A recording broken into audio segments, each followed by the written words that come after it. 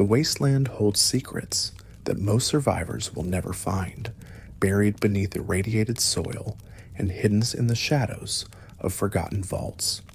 Before you drift off, maybe tap subscribe for more gentle videos, and let me know where you're listening from tonight. And some of these stories rest in unmarked terminals, others linger in the silence between radio frequencies, and a few exist only as whispers among those who lived through the worst of what the old world could create, leading us softly into the submerged mystery of Vault 120, a facility that never surfaced in the final version of Fallout 4, but left fragments of its nightmare scattered through development files and unused code. The vault was meant to exist beneath the Atlantic waters off the Commonwealth coast. Design documents reference it as an underwater research station, one that would have required players to descend through pressurized airlocks aboard a submarine known only as the Yangtze companion vessel. Development notes mention two characters who would have accompanied the journey, Captain Zhao and a crew member named James, though neither made the final cut in the form originally planned. What makes this vault disturbing is not its location. The ocean depths are hostile enough. What makes it disturbing is the nature of its overseer. According to leftover quest data, Vault 120 was governed by a giant squid, a creature that had gained some form of intelligence through methods that remain unclear in the fragments that survive. Files suggest the squid acted as both subject and authority. Whether Vault Tech intended this arrangement, or whether the creature seized control during the experiment, is unknown. What remains clear is that the Vault Dwellers did not survive their overseer's reign. Barricaded sections and makeshift fortifications found in the level geometry hint at desperate attempts to contain something that could not be contained. The squid was not a simple predator. Quest files imply it possessed awareness, possibly even reasoning capability. Multiple dialogue branches existed for encounters with Captain Zhao and James, suggesting the creature might have communicated or negotiated. Some endings involved persuasion, others combat, and at least one referenced an alliance of some kind, though the specifics were never completed. Vault 120 was designed as a homage to underwater dystopias, particularly those found in BioShock. The aesthetic would have blended Vault-Tech's sterile design with the crushing isolation of deep-sea facilities. Players would have navigated flooded corridors, encountered damaged research equipment, and pieced together what happened through environmental storytelling rather than exposition. What little remains of the Vault's architecture was later discovered in Fallout 76's files. Modders reconstructed portions of the layout, revealing laboratories, holding chambers, and what appeared to be an escape pod bay. The presence of escape pods raises questions about who tried to flee and whether any succeeded. No records exist of survivors reaching the surface. The squid itself was never modeled. No textures were created, no animations finished. The creature exists only as a concept, a placeholder in quest scripts that reference it as a boss encounter. But the lack of visual representation does not diminish the horror of the idea. A sentient cephalopod governing human test subjects beneath the ocean represents one of Vault-Tech's most extreme experiments, one that crossed into territory even the corporation might have hesitated to document fully. Why the vault was cut remains speculation. Time constraints are the most likely answer, as creating a fully functional underwater environment with unique assets would have required significant resources. The story also presented tonal challenges, potentially clashing with Fallout 4's mainland narrative. Regardless of the reason, Vault 120 remains a ghost in the code, a reminder that some experiments were too strange even for the final game. Far southeast of Spectacle Island, floating alone in the harbor, sits a cluster of barges that most wanderers never notice. The location carries no marker, triggers no quest, and offers no legendary loot. What it offers instead is a story told entirely through placement, through the arrangement of objects and bodies that speak without words. The barges are connected by frayed cables and rusted platforms. One of them is partially submerged, its frame collapsed into the water. Another tilts at an angle that suggests structural failure. A tugboat that once tethered the cluster now rests on the seafloor, visible only to those willing to dive into the murky depths below. Skeletons are tangled in the wreckage, still wearing the tattered remains of pre-war clothing. On the surface barges, signs of habitation remain. Makeshift gardens constructed from old tires, water purification rigs cobbled together from automotive parts, even clotheslines and swing sets that suggest families once lived here. These were not raiders or scavengers. These were scientists, researchers who fled the mainland, hoping the ocean would protect them from the chaos that consumed the Commonwealth. They tried to build something sustainable. The gardens show careful planning, arranged in rows that would maximize sunlight. The water purifier, though crude, demonstrates engineering knowledge. Even the placement of sleeping areas suggests they divided labor, created schedules, attempted to maintain order. For a time, it must have worked. For a time, they must have believed they could outlast the wasteland. But the bones tell a different story. Most of the dead are found inside the barges, lying where they fell. One skeleton rests near a microscope, suggesting someone continued their research until the very end. Another is slumped against a toolbox, perhaps trying to repair equipment that could no longer be fixed. Makeshift coffins bob in the water nearby, crude wooden boxes that were meant to serve as burials at sea, but never sank. The water purifier is irradiated, not heavily, but enough to suggest prolonged exposure would have caused sickness. If the scientists relied on this device as their primary source of drinking water, they may have been poisoning themselves slowly, unknowingly. Radiation sickness would explain the lack of struggle, the absence of defensive wounds. They simply weakened over time until they could no longer function. The northern barge is in the worst condition. The cabin is half submerged, the floor buckled and split.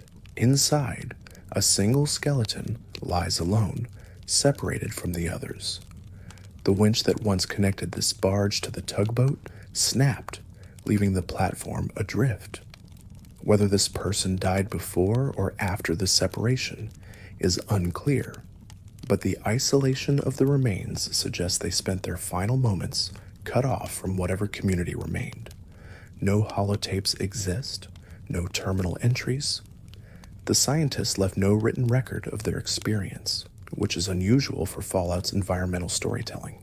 This absence has led to speculation that they were deliberately avoiding documentation, perhaps because their research was unsanctioned or because they feared being tracked. Some theorize they were former Vault-Tec employees.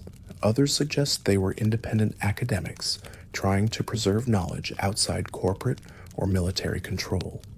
The tugboat's sinking is the most disturbing detail. The cables that held it to the barges are torn, not rusted through. Something pulled them apart with force. The boat did not gradually take on water and settle. It was dragged down, and the violence of the descent is evident in the scattered debris and the unnatural angle of the wreckage. Whether this was caused by a creature, a structural failure, or something else is unknowable.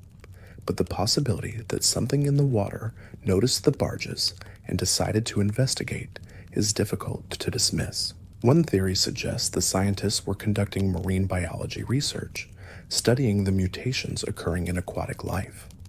If true, they may have attracted the attention of something that did not appreciate being observed. Another theory posits that the barges were a quarantine site, that the scientists were infected with something and isolated themselves to prevent spread.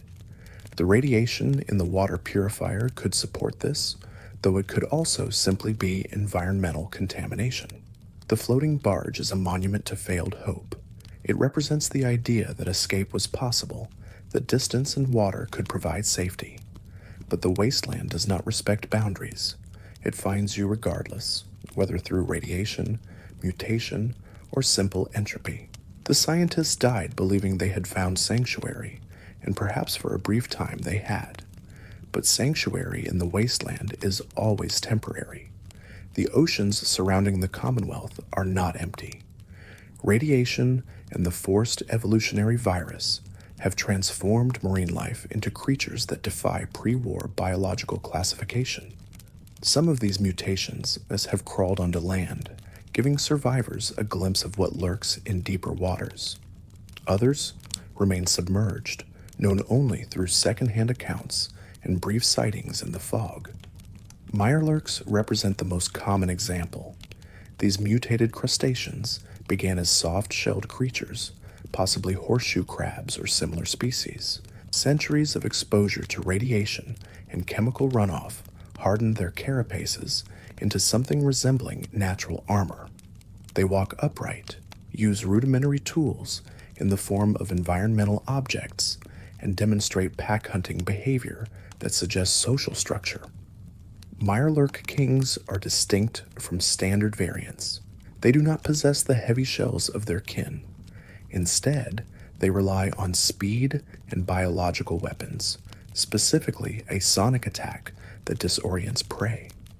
This ability indicates specialized evolution, possibly driven by competition with other apex predators in their original habitat. The fact that they can send out pulses that affect human vision and balance suggests their hunting strategy developed around targeting mammals specifically. Queens are the largest Mirelurk variant.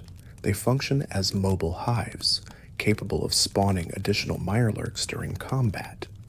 This reproductive capability is highly unusual and raises questions about their biology. Traditional crustaceans do not give live birth in this manner. The mutation must have fundamentally altered their reproductive system, possibly incorporating elements from other species through genetic contamination or forced evolutionary virus interaction. Gulpers are found primarily around Far Harbor. Their exact origin is debated. Some scientists believe they are mutated salamanders. Others argue for eels or even lungfish. Their elongated bodies and massive jaws allow them to swallow prey whole, and their strength is sufficient to throw fully grown humans several meters. They inhabit waterlogged areas, preferring murky water where visibility is low. Anglers use bioluminescence as a lure, mimicking harmless light sources to attract prey. This behavior is found in deep-sea fish, suggesting the mutation either resurrected ancient genetic memory or that these creatures descended from deep-sea species somehow transported to coastal waters. They crouch low in fog and darkness, nearly invisible until they strike. Their ambush tactics make them particularly dangerous in Far Harbor's thick mist. Fog crawlers are the most heavily armored aquatic predators to emerge onto land. Their thick exoskeletons can withstand significant ballistic damage, and their claws are capable of tearing through metal. They move with surprising speed despite their bulk, and their aggressive behaviors suggest they view humans as competition rather than food. This indicates they are likely territorial rather than simply predatory. The most troubling aspect of these creatures is that they represent only what has been observed.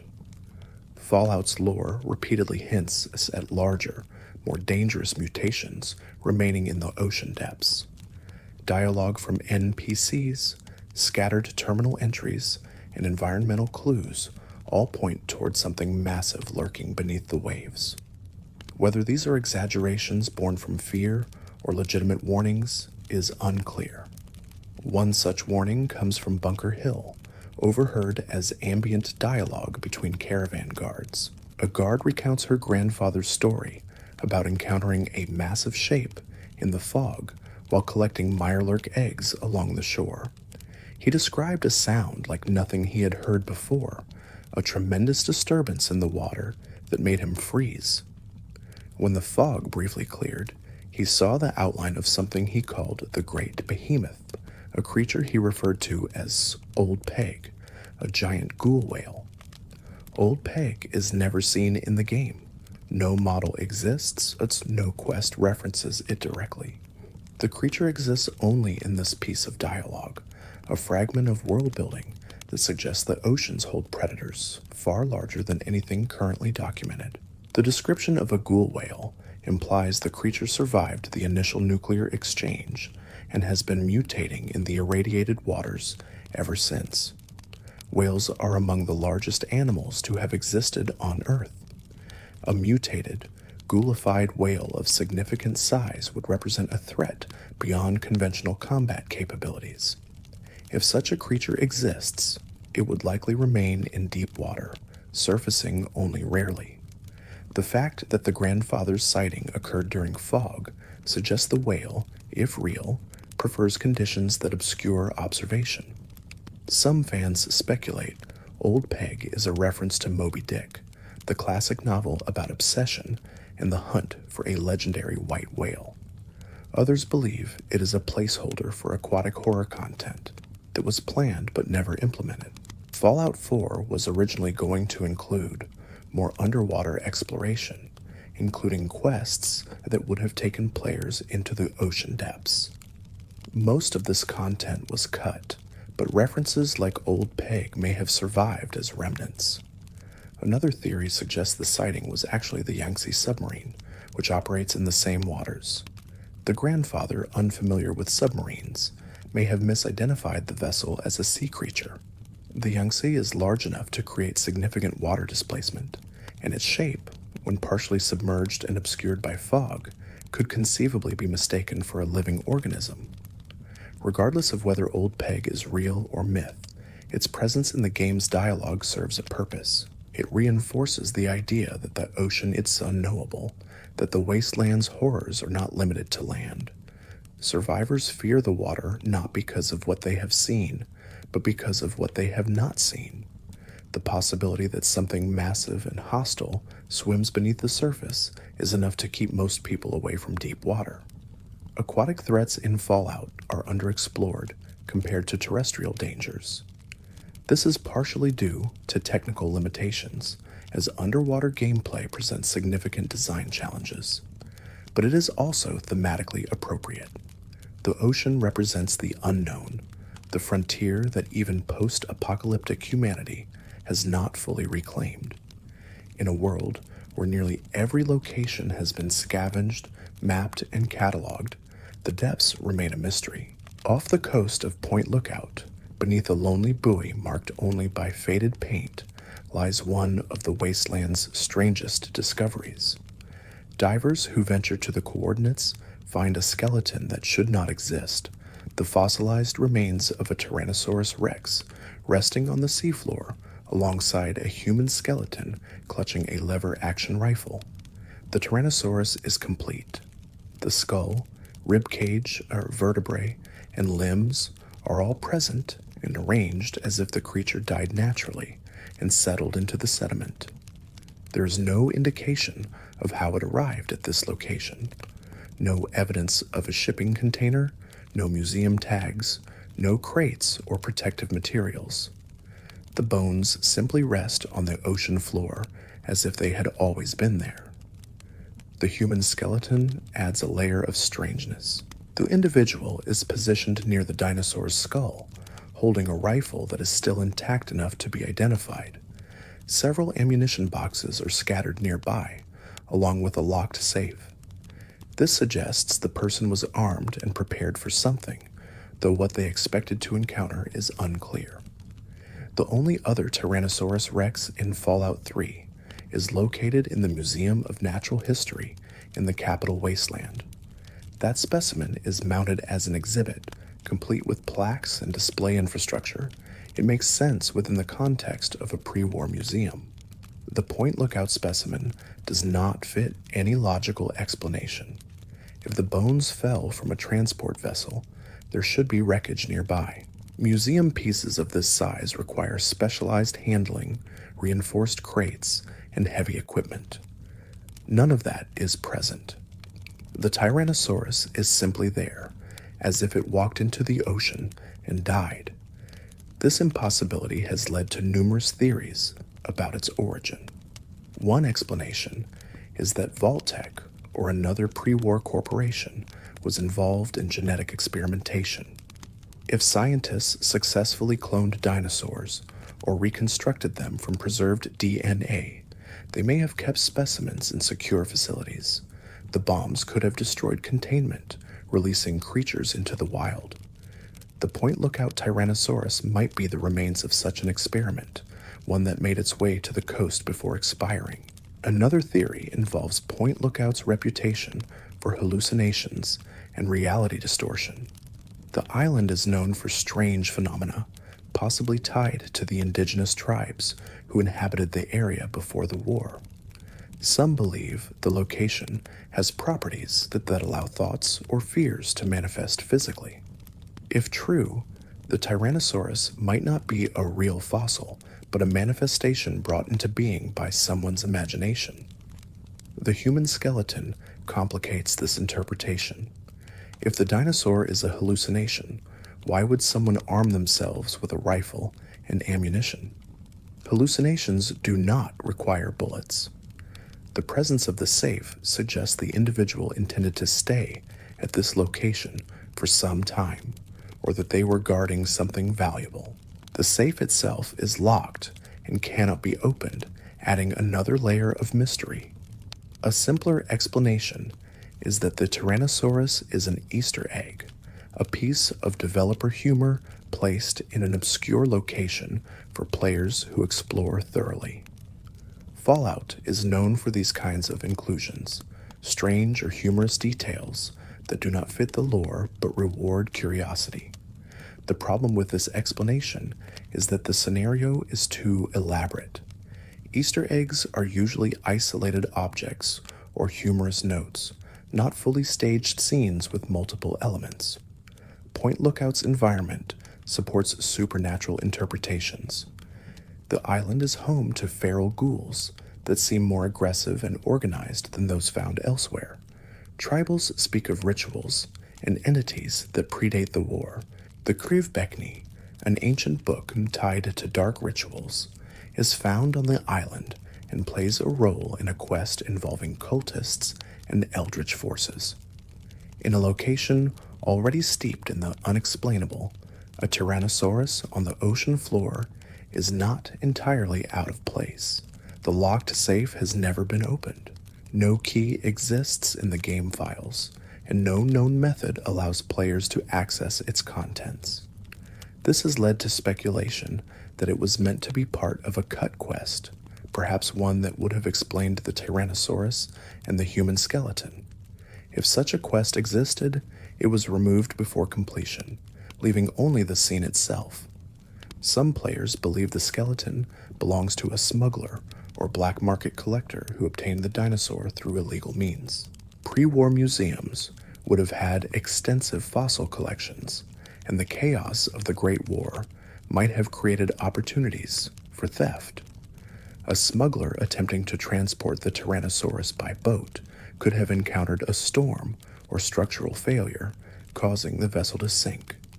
The individual might have tried to salvage the cargo and drowned in the attempt. This theory does not explain the ammunition boxes or the rifle. Smugglers typically arm themselves, but the quantity of ammunition suggests preparation for combat rather than self-defense. The person may have expected to encounter resistance, either from authorities or from rival criminals. Alternatively, they may have been aware of the area's dangers and armed themselves accordingly. Point Lookout is one of the most hostile environments in Fallout 3.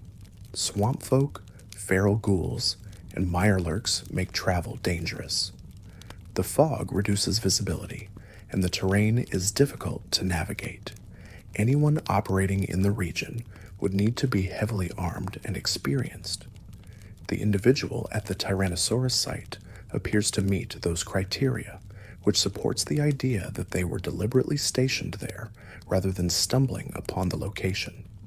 The mystery remains unsolved. The Tyrannosaurus skeleton and the human remains are permanent fixtures of the game world, accessible to anyone willing to dive beneath the buoy. They offer no rewards beyond the intrigue they generate.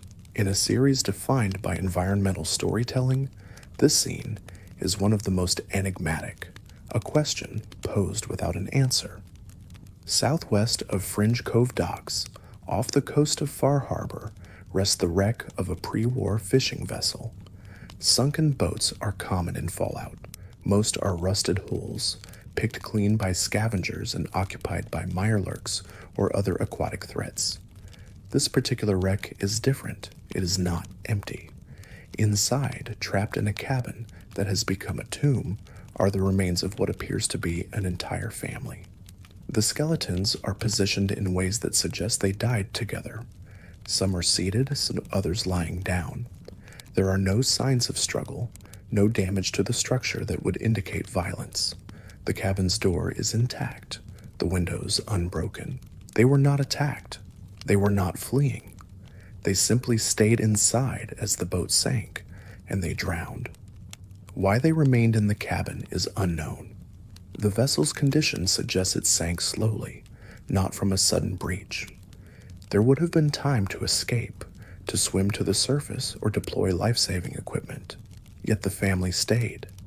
Some theories suggest they were already dead before the boat sank, victims of radiation sickness or exposure to contaminated food. Others believe they chose to stay, that they understood the surface world had nothing left to offer.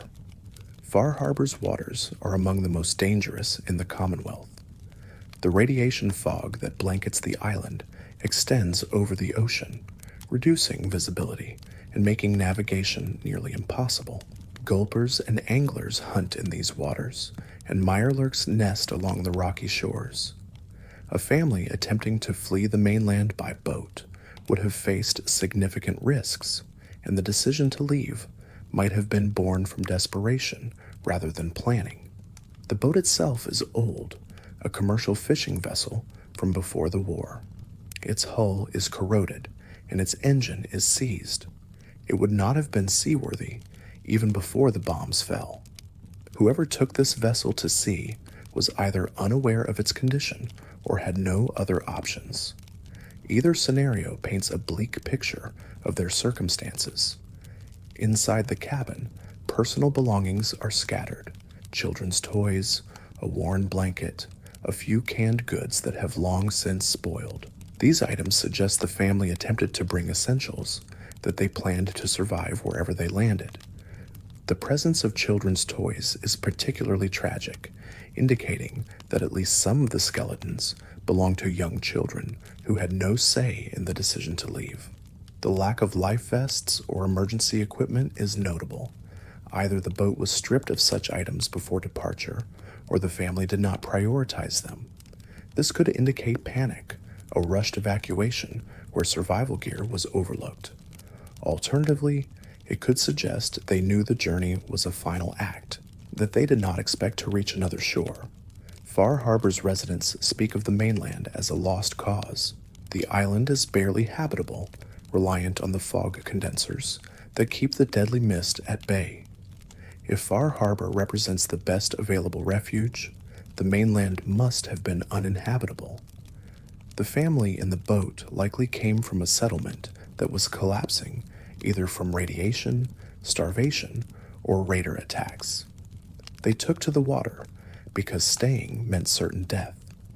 The boat's location, near Fringe Cove Docks, suggests they were trying to reach the island. Whether they knew about Far Harbor's community or simply saw land and hoped for safety is unclear. They came close. The dock is visible from the wreck. They almost made it. But the boat sank within sight of their destination, and they drowned within reach of whatever hope they had carried with them. Some players have noted that the cabin's interior is unusually intact for a vessel that has been submerged for decades. Rust and marine growth should have destroyed most organic materials. The skeletons are still positioned in recognizable arrangements. The belongings are identifiable. This could be a limitation of the game engine, which does not simulate advanced decay, or it could suggest the boat sank more recently than assumed. If the boat sank after the events of Fallout 4, it would mean the family was fleeing something contemporary, not the initial nuclear exchange. Raiders, super mutants, or the Institute's activities could have driven them from their home. This interpretation makes the wreck more immediate, a reminder that the wasteland's dangers are ongoing and that people are still dying in attempts to find safety. The wreck has no associated quest. Players discover it through exploration, and there is no reward for doing so. The scene exists purely as environmental storytelling, a moment of tragedy preserved under the water. It serves as a counterpoint to Far Harbor's main narrative, which focuses on large-scale conflicts between factions. The family in the boat represents the individuals caught in the margins, those whose stories end without fanfare or recognition. Diving to the wreck is dangerous. The waters around Far Harbor are dark and irradiated, and visibility is minimal. Gulpers patrol the area, and oxygen is limited. The effort required to reach the cabin makes the discovery feel intentional, a reward for players willing to explore beyond the obvious paths. When you finally see the skeletons through the murky water, the realization of what you are looking at is visceral. The boat is a grave, and like all graves, it asks for acknowledgement. The family inside will never be named, their reasons for leaving will never be known, and their destination will remain a guess. But they existed, they tried, they failed, and the ocean keeps their story, as it keeps so many others. Vault 11 is located in the Mojave Wasteland, north of Boulder City. From the exterior, it appears similar to other vaults, a reinforced entrance set into rock, a gear-shaped door, and the familiar Vault Tech logo. But Vault 11's interior tells a story that is among the darkest in the entire Fallout series, a tale of systematic manipulation that reduced its inhabitants to something less than human. The Vault's experiment was simple in design and devastating in execution. Each year, the residents were required to hold an election. The winner of the election was not granted leadership or privilege. The winner was executed. Refusal to comply with this demand would result in the termination of everyone in the vault. Vault Tech provided no explanation for why this was necessary, only that it was mandatory. The terminals scattered throughout the vault document the society that developed under this rule. At first, the residents were horrified. They attempted to find alternatives, to reason with the overseer, to appeal to Vault Tech's authority. But the system was automated, and there was no higher authority to petition. The executions would continue, or everyone would die. Faced with this ultimatum, they adapted. Elections became a tool for social control. Factions formed, alliances were made and broken, and candidates were nominated not based on merit, but on vulnerability. The sick, the old, the politically weak, these were the individuals put forward for sacrifice. Over time, the process became routine, the horror faded into procedure, and execution became policy. Vault 11's society fragmented into voting blocks. The most powerful block was the Justice Block, which controlled elections through intimidation and violence. They ensured their members were protected by nominating outsiders and rivals. Opposition groups formed, but they lacked the numbers to challenge Justice Block's dominance.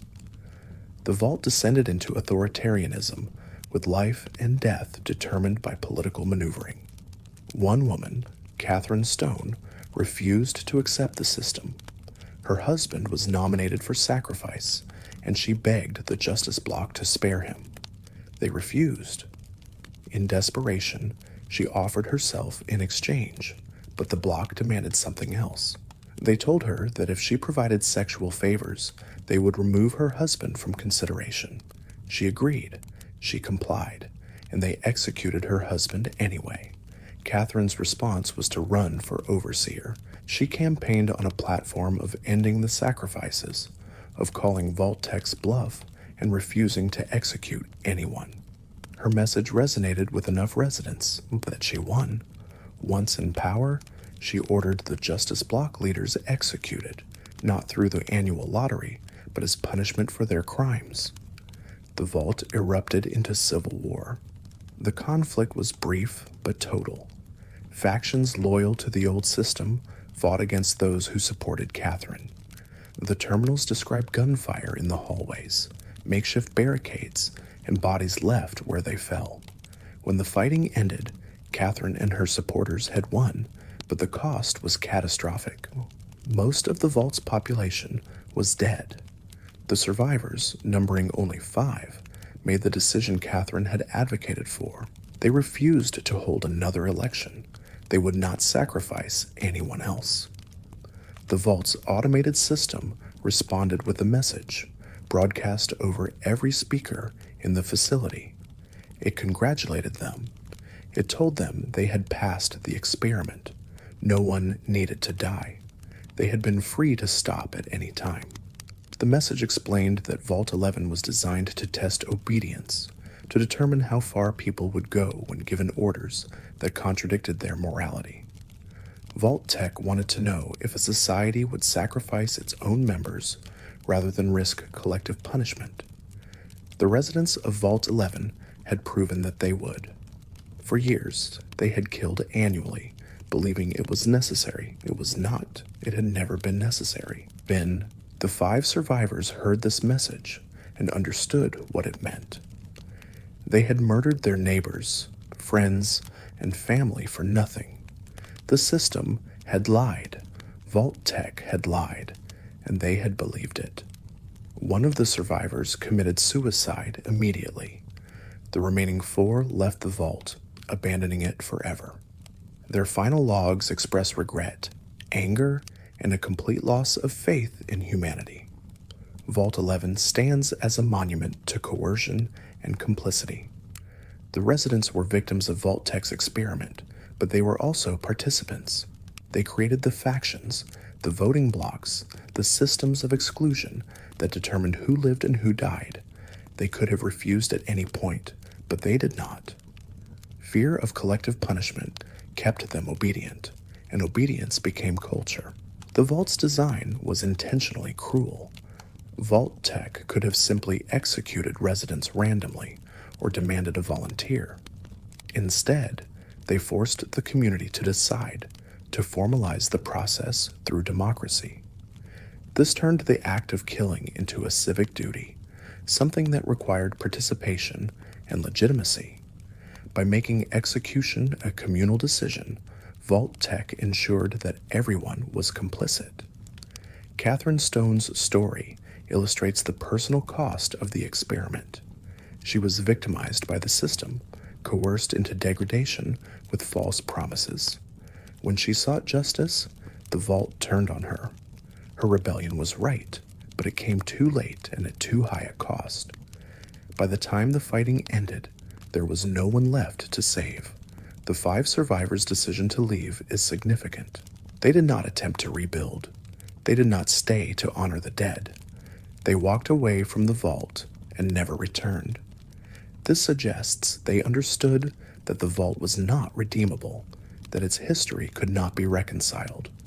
Some places are too stained by what happened within them to serve any purpose other than as warnings. Players entering Vault 11 encounter it as a ruin. The bodies are long gone, but the signs of conflict remain. Bullet holes in the walls, overturned furniture, dried bloodstains on the floor. The terminals still function, allowing players to read the logs and piece together what happened. The experience is archaeological, assembling a narrative from fragments. The automated message that plays when players reach the Overseer's office is the same message the survivors heard. It congratulates the player for passing the experiment, even though the player took no part in the elections. This reinforces the idea that the message was never truly personalized, that it was a pre-recorded statement delivered to anyone who reached that point. The survivors were congratulated by a recording, not by a person. Their suffering was observed by machines. Vault 11 is frequently cited as one of the most effective horror stories in Fallout. It does not rely on monsters or jump scares. The horror is systemic, rooted in the choices people make when placed under pressure. The vault demonstrates how ordinary individuals can become complicit in atrocity when they believe they have no alternative. It shows how fear can be weaponized, how authority can be falsified, and how obedience can be maintained through lies. The experiment's results were predictable. Vault Tech likely knew that the residents would comply, that they would create systems to manage the executions, and that they would continue until the population was decimated. The question was not whether they would obey, but how they would justify it to themselves. The logs provide that answer. They justified it through necessity, through the belief that one death was preferable to total annihilation. What Vault Tech learned from Vault 11 is unclear. The data was never retrieved, as the vault was abandoned before any Vault Tech personnel could collect it. The experiment succeeded in proving human obedience, but the results were left to rot in an empty facility. This is true for many of Vault Tech's experiments. They were conducted not to gather useful data, but to satisfy curiosity about human limits. The cruelty was the point. Vault 11's story ends with silence. The vault is empty, the survivors are gone, and the automated systems have no one left to govern. The only evidence of what transpired is the logs, preserved in terminals that will eventually fail. When those terminals stop working, the story will be lost. The vault will become just another ruin, indistinguishable from the countless others that dot the wasteland, and the truth of what happened will fade into legend, then into nothing. In the capital wasteland, near the flooded metro tunnels beneath the city's ruins, lies a location marked only by the presence of feral ghouls and the remnants of pre-war infrastructure. This area, known to locals as the Underworld, serves as a refuge for non-feral ghouls who have been exiled or escaped from communities that view them as monsters. But the Underworld's existence is not the dark truth here. The dark truth lies in what happened to those who did not make it to the Underworld, the ghouls who were hunted, executed, and erased by the very people they once called neighbors. Ghouls are humans who survived extreme radiation exposure, their bodies transformed into something that no longer resembles their original form. Their skin becomes necrotic, their voices rasp, and their appearance is disturbing to those unaccustomed to seeing them. But they retain their minds, their memories, and their humanity.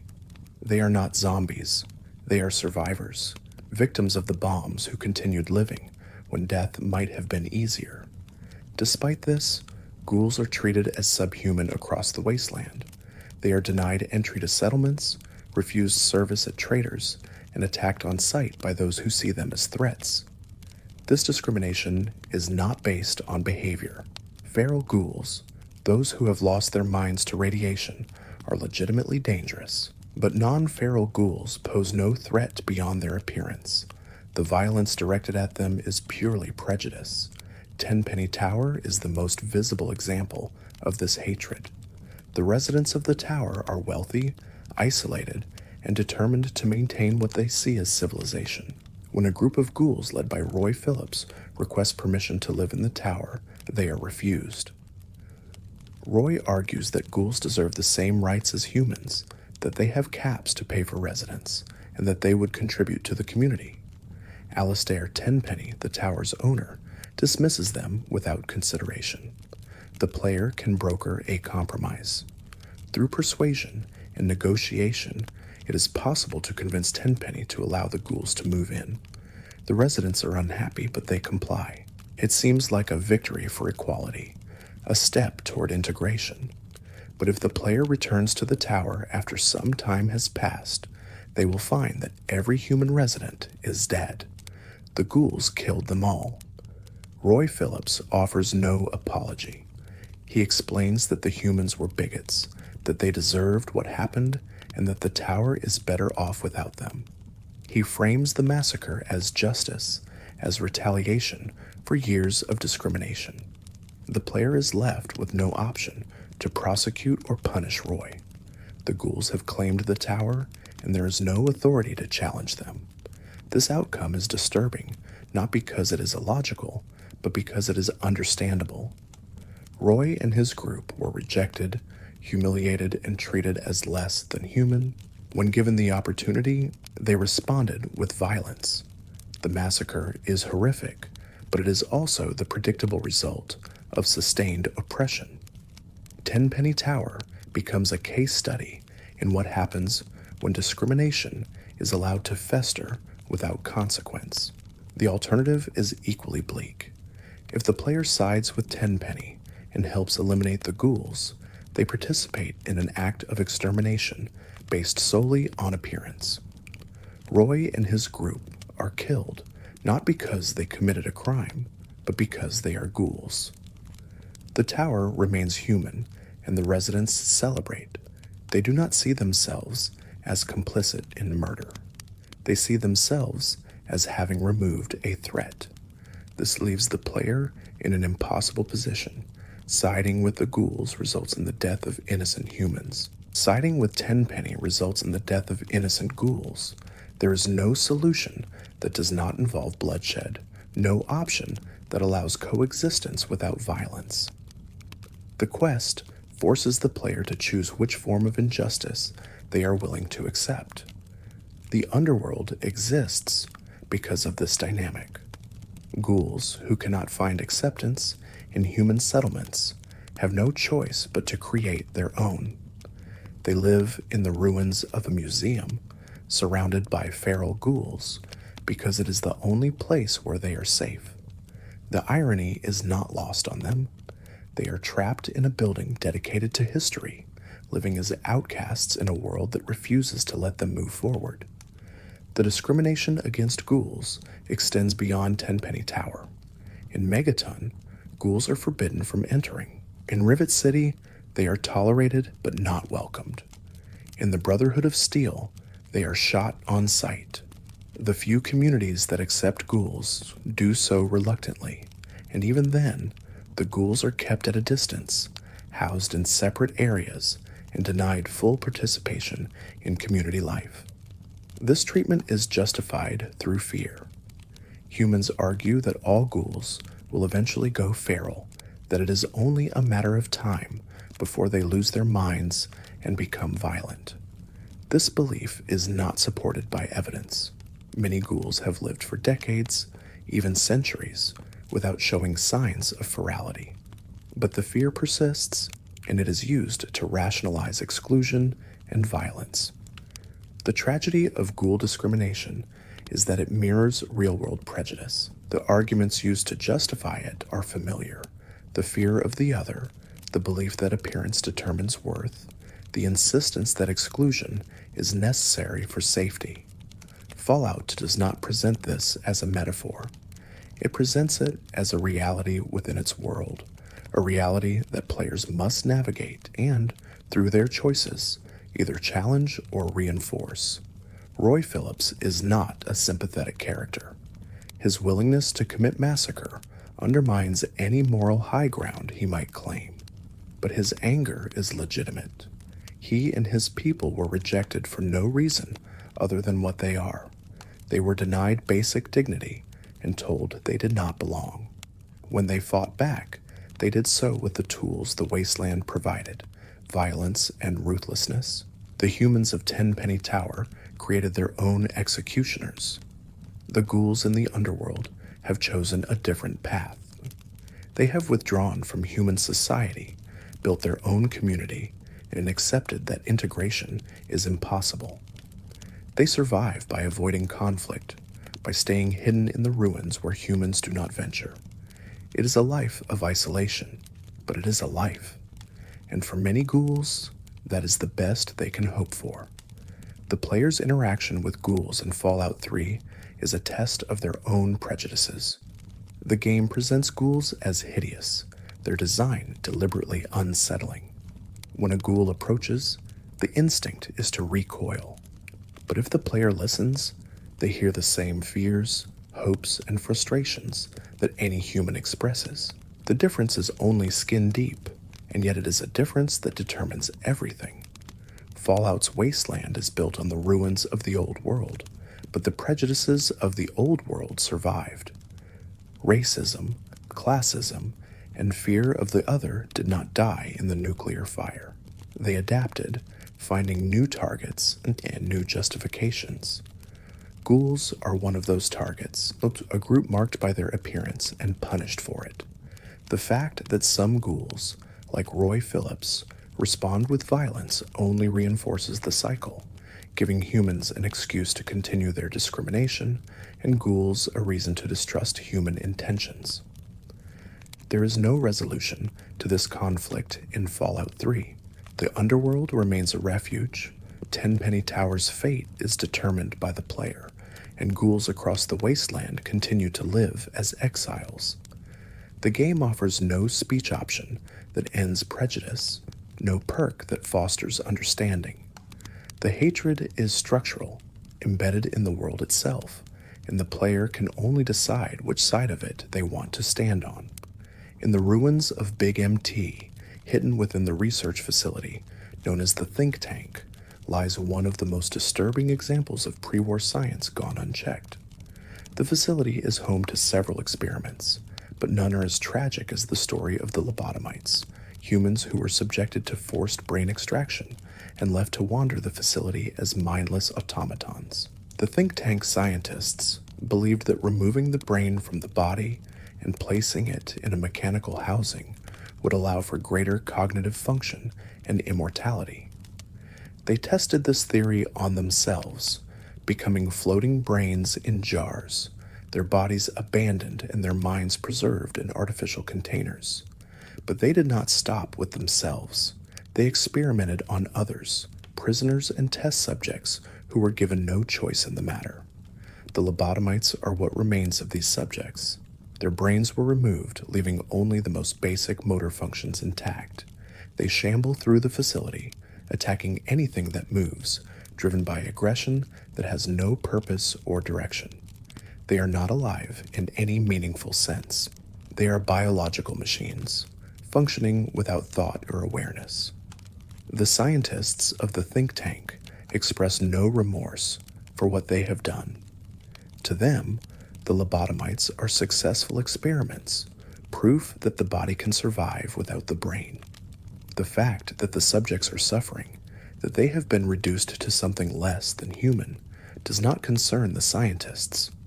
They view the labbotomites as data, not as people. The player character is subjected to the same procedure. Upon arriving at Big MT, the think tank removes the player's brain, heart, and spine, replacing them with artificial equivalents. The player continues to function, but they are technically no longer fully human.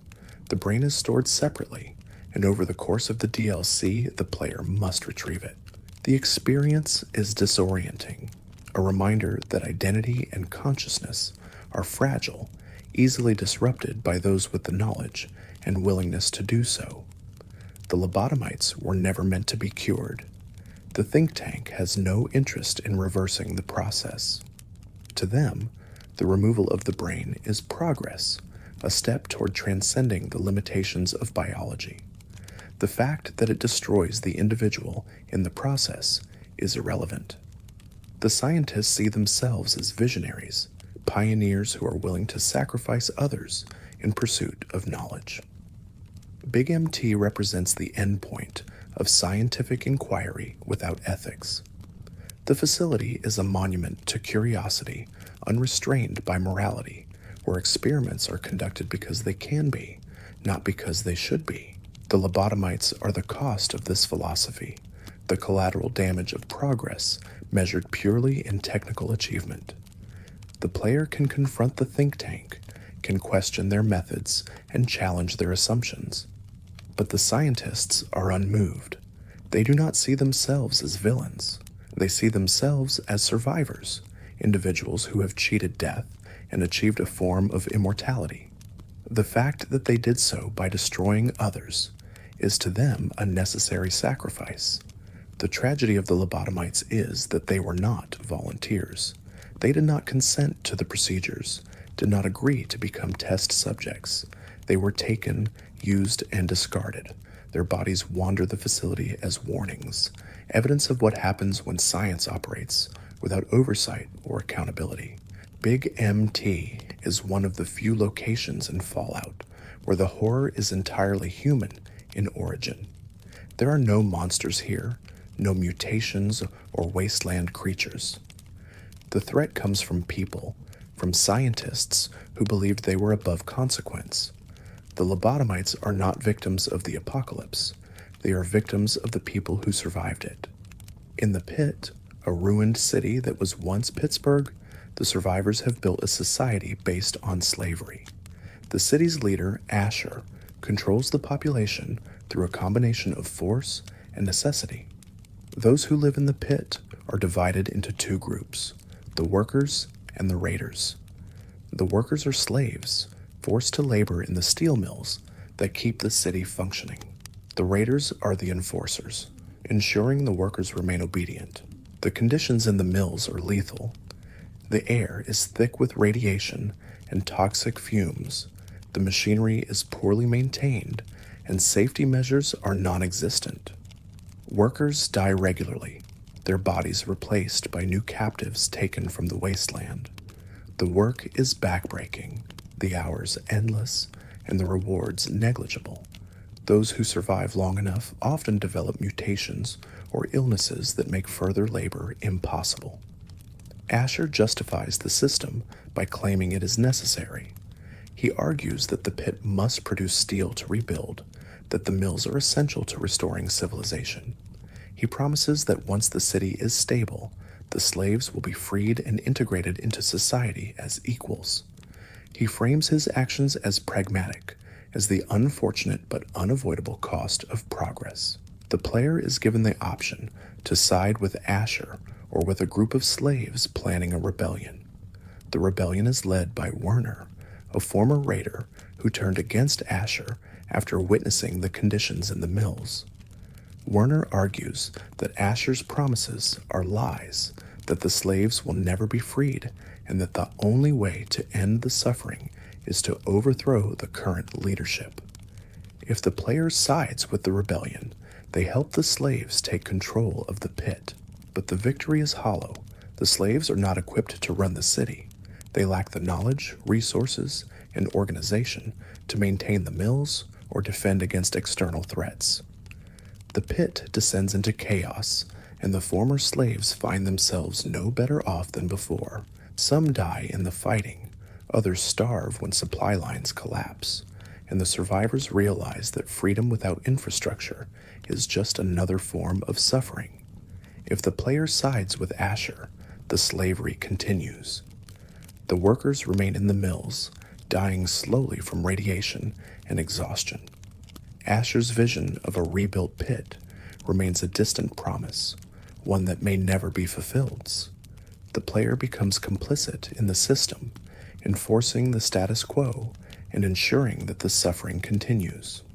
The Pit presents a dilemma with no satisfying resolution. Siding with the slaves leads to chaos. Siding with Asher perpetuates oppression. There is no option that results in a just outcome, no path that frees the workers without dooming them to a different fate. The quest forces the player to choose which form of harm they are willing to accept. The central moral question of the Pit is whether suffering can be justified if it serves a greater purpose. Asher believes it can. He argues that the temporary enslavement of a few hundred people is acceptable if it leads to the restoration of a city that can support thousands. He frames the mills as a necessary evil, a sacrifice that will pay dividends in the future. But the workers in the mills do not see it that way. To them, the promise of future freedom is meaningless. They are dying now, suffering now, and they have no reason to believe Asher's assurances. The future he describes is abstract, while their pain is immediate and real. From their perspective, they are not sacrifices for a greater good. They are victims of a system that values productivity over human life. The Pit is one of the darkest locations in Fallout because it forces the player to engage with questions of utilitarianism and justice. It does not provide easy answers or clear villains. Asher is not a sadist. He does not enjoy the suffering he causes. He believes he is doing what is necessary. But necessity, as defined by those in power, often looks different from the perspective of those who suffer its consequences.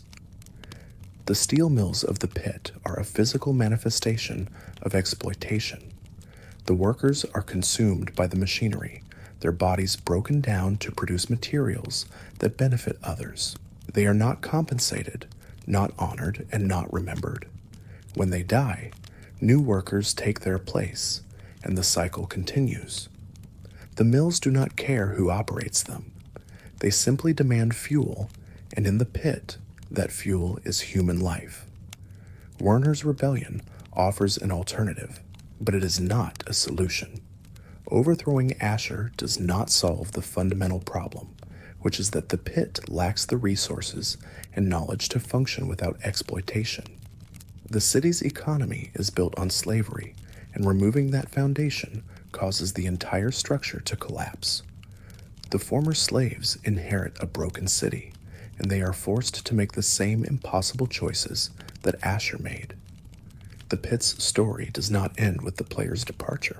The city continues, either under Asher's rule or under new leadership. The mills keep running, the workers keep dying, and the promise of a better future remains unfulfilled. The player's involvement changes the details, but not the outcome. The suffering continues, and the only question is who bears the cost. One of the most overlooked aspects of the Pit is the presence of children. Asher has a daughter, Marie, who is immune to the radiation that plagues the city. Werner believes that studying Marie could lead to a cure, a way to save the workers from the mutations and illnesses that kill them.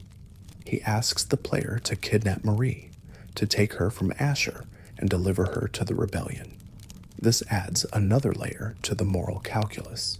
Is it acceptable to kidnap a child if doing so might save hundreds of lives? Asher argues that Marie is not just his daughter, but the key to the Pit's future, that her immunity could be the foundation for a cure that would make slavery unnecessary. Werner counters that Asher has had years to develop a cure and has failed, that Marie's potential is being wasted under Asher's control. The player must decide whether to take Marie or leave her with Asher. If they take her, they betray Asher and potentially doom his vision for the city. If they leave her, they deny the rebellion a tool that might alleviate the workers' suffering. There is no option that protects Marie's interests. She is a tool in both scenarios, valued for what she represents rather than who she is. The Pit is a reminder that the wasteland's horrors are not always the result of radiation or mutation. Sometimes, the horror is human, rooted in systems that prioritize efficiency over ethics and progress over people. The city is a monument to the idea that suffering can be rationalized, that exploitation can be justified, and that the ends can excuse the means. It challenges the player to confront these ideas and decide whether they are willing to participate in them. Vault 22 lies deep in the Mojave, hidden within the cliffs north of the New Vegas Strip. Unlike many vaults, which failed due to social experiments, Vault 22's downfall was biological. The vault was designed to research sustainable agriculture, to develop plant species that could thrive in a post-apocalyptic environment and provide food for survivors. The experiment succeeded beyond expectations. The plants grew rapidly, adapting to the vault's controlled environment and producing abundant harvests. But the success came with a cost. The plants were infected with a fungal spore that had mutated in the vault's unique conditions. The spores spread through the air, infecting the crops and eventually the inhabitants. Those exposed began to change. Their behavior became erratic, their bodies deteriorated, and their minds were consumed by the need to spread the infection. They became the spore carriers, creatures that were no longer human, but not entirely plant either. The vault's logs document the outbreak in clinical detail. Early entries describe minor health issues, respiratory problems, and skin irritations among the researchers. These symptoms were dismissed as allergies, side effects of working in close proximity to experimental crops. But the symptoms worsened. Researchers began experiencing memory loss, aggression, and physical mutations. Their skin took on a greenish hue, and fungal growths appeared on their bodies. The overseer attempted to contain the outbreak by sealing infected areas and imposing quarantine protocols.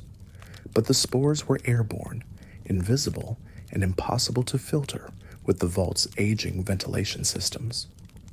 The infection spread faster than containment efforts could manage.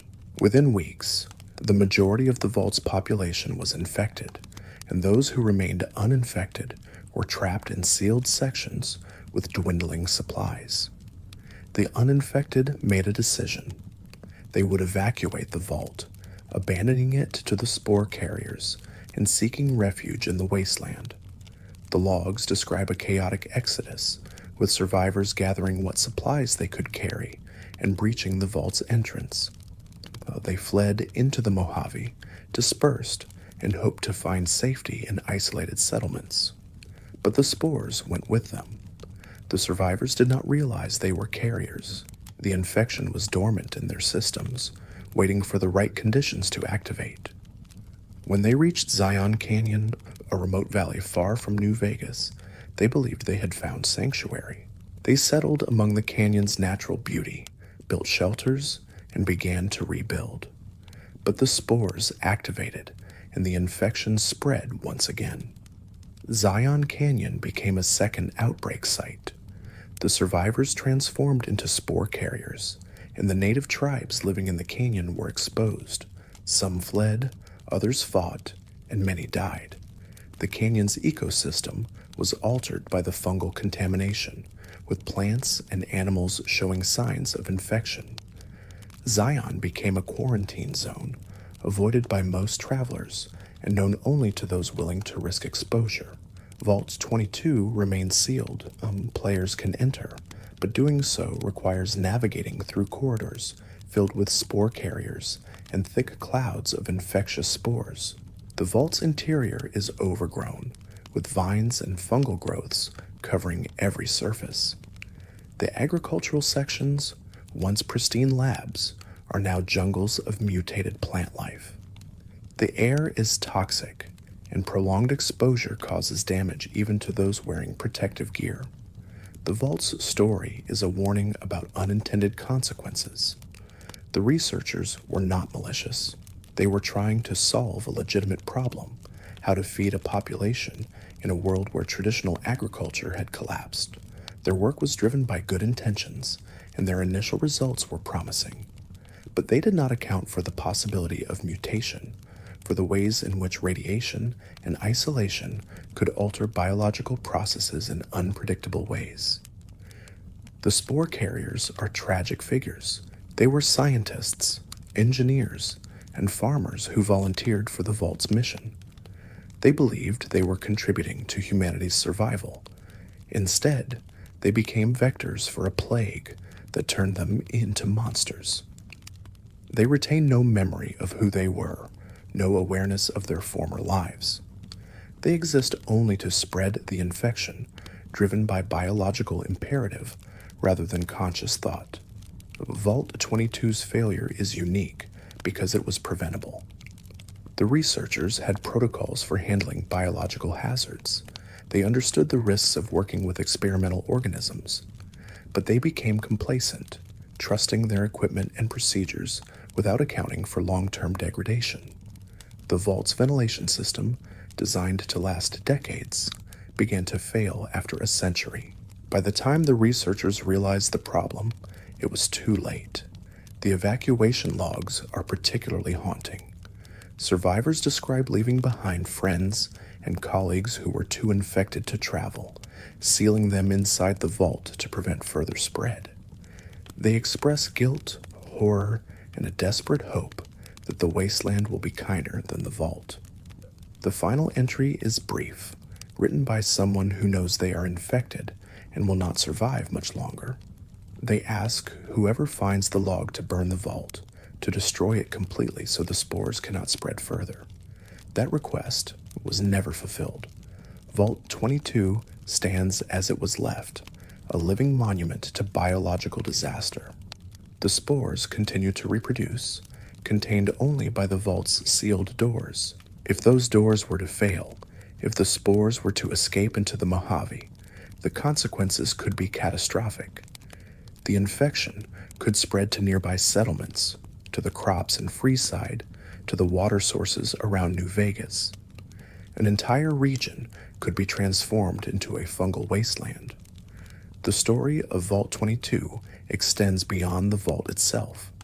The spore carriers in Zion Canyon are proof that the infection can survive in the wild, that it can establish itself in new ecosystems and continue to spread. The tribes in Zion speak of the carriers as spirits, as cursed beings who were once human but lost their souls to the canyon. They avoid the areas where carriers are most common, treating them as forbidden ground. Vault 22 is one of the few locations in Fallout where the horror is organic rather than technological. There are no rogue AIs, no malfunctioning machines. The threat is a fungus, a simple organism that mutated in ways no one predicted. It serves as a reminder that the wasteland's dangers are not always the result of human malice or error. Sometimes, nature itself becomes hostile, adapting to the post-apocalyptic environment in ways that threaten whatever remains of humanity. The Vault's research was intended to help people. That intention does not erase the harm it caused. Vault 22 is a case study in how progress, when pursued without adequate safeguards, can lead to disaster. The researchers believed they could control the variables, that they could predict outcomes and mitigate risks. They were wrong, and their failure costed them everything. The Dunwich building stands in the Capitol Wasteland, a pre-war office structure that appears unremarkable from the outside. Most scavengers pass it without a second glance, dismissing it as another corporate ruin picked clean decades ago. But those who venture inside discover something that defies rational explanation, a presence that predates the bombs and continues to exert influence over those who enter. The building's interior is wrong in ways that are difficult to articulate. The layout does not match standard architectural design. Hallways lead to rooms that should not exist based on the building's exterior dimensions. Stairwells descend far deeper than the foundation should allow. The air feels heavier than in other ruins, and the silence is absolute, broken only by sounds that have no apparent source. Feral ghouls inhabit the upper floors, but they behave differently here than elsewhere in the wasteland. They do not attack immediately. They watch, following the player at a distance, as if guarding something deeper in the structure. Their movements are coordinated in ways that feral ghouls should not be capable of, suggesting they are being directed by something that understands strategy. The basement levels are where the building's true nature becomes apparent. The walls are covered in symbols that predate the war, possibly predate human civilization entirely. The symbols are not graffiti. They are carved into the concrete, etched with precision that suggests ritual significance. Some of the symbols match those found in Lovecraftian literature, references to entities that exist outside normal reality. Terminal entries scattered through the building document the experiences of Jaime Palabras, an executive who worked in the Dunwich building before the war.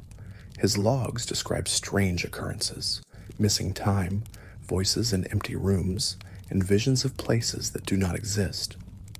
Palabras became obsessed with the building, convinced it was a gateway to something ancient and powerful. His final entries are incoherent, written in a language that does not match any known dialect. At the lowest level of the building, Accessible only by navigating through flooded chambers and collapsed tunnels, players find an obelisk. The object is not pre-war technology. It is older, carved from a material that does not match any geological samples found in the region. The obelisk radiates energy, not radiation, but something else, a force that affects perception and cognition. Interacting with the obelisk triggers visions. The player sees flashes of the building's history, not as it was during the war, but as it existed centuries earlier. The visions show rituals, people in robes chanting before the obelisk, sacrifices made to appease whatever the object represents. The rituals did not end when the building was constructed. They continued, hidden in the basement, practiced by those who understood what the obelisk was and what it demanded. The Dunwich building is connected to Point Lookout through an item called the Krivbekni, a book that serves as a focal point for eldritch power. The book is found in Point Lookout's swamps, and it can be returned to the Dunwich obelisk, completing a ritual that spans centuries. The act of returning the book does not provide rewards in the traditional sense. Instead, it deepens the mystery, suggesting that the player has participated in something they do not fully understand. The building's horror is existential rather than physical. There are enemies to fight, but the true threat is the implication that humanity is not alone, that forces beyond comprehension existed before the bombs and continue to exist in the ruins. The Dunwich building suggests that the apocalypse was not the end of the old world's dangers, only a transition that allowed older, stranger things to surface. Players who explore the Dunwich building report feeling uneasy in ways that other locations do not provoke. The atmosphere is oppressive, the design deliberately disorienting. The building does not follow the rules of other dungeons in Fallout. It is not a place to be conquered or cleared. It is a place to be endured, survived, and ultimately fled from. The Dunwich Corporation, the company that owned the building, appears in multiple Fallout games, always associated with strangeness and horror. In Fallout 4, the Dunwich Borer's quarry contains similar symbols and obelisks, suggesting the corporation was involved in activities that had nothing to do with conventional business. The quarry's depths reveal chambers carved from stone, altars stained with blood, and evidence of rituals that continued long after the bombs fell. The connection between the Dunwich building and the Dunwich Borers implies a larger network, a cult or organization that used corporate infrastructure to pursue goals that were not economic. The obelisks, the symbols, the rituals, all of it suggests worship of something that does not belong to the known universe. Whether this worship achieved its intended purpose is unclear, but the fact that the obelisks remain active suggests the entities they were meant to contact are still listening. The Dunwich building is one of the few locations in Fallout that cannot be explained through science or pre-war experimentation. The obelisk is not Vault-Tec technology. The symbols are not corporate branding. The building exists outside the usual framework of the series, a reminder that even in a world defined by nuclear apocalypse, there are mysteries that transcend human understanding. In the Mojave Wasteland, hidden within a cave system near Jacobstown, lies the remnants of a pre-war research facility known as the Sierra Madre. The facility was not a casino, despite sharing a name with the Sierra Madre Casino in the Dead Money DLC. It was a black site, a place where the government conducted experiments that were too controversial or dangerous to be performed in public facilities. The research focused on forced evolutionary virus applications, specifically attempts to create super soldiers by exposing subjects to controlled doses of FOV. The experiments were unsuccessful in the traditional sense. None of the subjects became the enhanced warriors the military desired. Instead, they became nightkin, super mutants, with severe psychological disorders caused by prolonged use of stealth technology. The Nightkin were not the facility's only creations. Logs found in the caves describe attempts to combine FEV with other mutagens to create hybrids that possess the strength of supermutants and the intelligence of humans. These hybrids did not survive long. Their bodies rejected the mutations, and they died in agony within hours of transformation. The researchers documented these failures clinically, noting symptoms and degradation rates without expressing remorse. One experiment involved exposing children to low doses of FEV over extended periods, theorizing that younger subjects would adapt better to the virus. The children were taken from orphanages, told they were being relocated to safe facilities, and never seen again. The logs describe their transformations in detail, the physical changes, the cognitive decline, the psychological trauma. None of the children survived more than 6 months. The facility was abandoned before the bombs fell. The researchers received orders to evacuate, to destroy all records and leave the subjects behind. They complied. The doors were sealed, the power was cut, and the subjects were left in the dark. Some died immediately. Others survived for weeks, trapped in containment cells with no food or water. Their remains are still found in the caves, small skeletons twisted by mutations that should never have been inflicted. The Sierra Madre Research Facility is not marked on any map. It has no official designation, no quest associated with it. Players find it through exploration, following rumors and environmental clues. When they finally locate the entrance, they are met with a scene of absolute desolation. The facility is a tomb, filled with the evidence of crimes that were never prosecuted. The Nightkin who wander the Mojave are survivors of these experiments. They were not created by the Master, as most supermutants were. They were created by the United States government, by scientists working under military contracts. The stealth boys they use obsessively are remnants of the facility's equipment, tools that were meant to enhance combat effectiveness, but instead caused schizophrenia and paranoia. The Nightkin's condition is tragic. They hear voices, see things that are not there, and struggle to distinguish reality from hallucination. Their use of stealth boys is an attempt to hide from the voices, to become invisible and therefore safe. But the technology only worsens their symptoms, creating a feedback loop that deepens their psychosis. They are victims of the experiments, damaged beyond repair and abandoned by those who created them. One Nightkin, named Davison, leads a group in the Repcon test site. He believes he is following the guidance of a voice he calls Antler, which he hears through a small statue he carries. Antler is not real. It is a manifestation of Davison's fractured mind. But Davison trusts it completely, following its instructions even when they lead to conflict and death. His loyalty to Antler is heartbreaking, a demonstration of how thoroughly the experiments destroyed his ability to perceive reality. The Sierra Madre facility's records include budget reports, personnel files, and acquisition orders. These documents reveal that the experiments were well-funded, approved at the highest levels of government, and conducted with full knowledge of the ethical violations involved. The researchers were not rogue scientists. They were government employees, following orders and receiving promotions for their work. The facility's existence raises questions about accountability. Who authorized these experiments? Who benefited from the research? The answers are lost in the bureaucracy of the pre-war government, buried in files that were destroyed when the bombs fell. But the consequences remain, walking the wasteland as Nightkin, suffering from conditions that should never have been inflicted. The children who were experimented on are never named in the logs.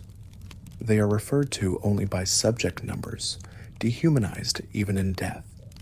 Their families were told they died in accidents, in fires, or building collapses. The truth was never disclosed. The government maintained the fiction that the children were simply unlucky, victims of circumstance rather than policy. If you're still awake halfway through, maybe subscribe before you drift off and tell me what time it is where you're watching from. The Sierra Madre facility is a reminder that the horrors of the wasteland are not limited to what happened after the bombs fell. Many of the wasteland's worst atrocities were committed before the war by institutions that claim to represent order and civilization. The Nightkin are living proof that the old world's crimes did not end with the nuclear exchange.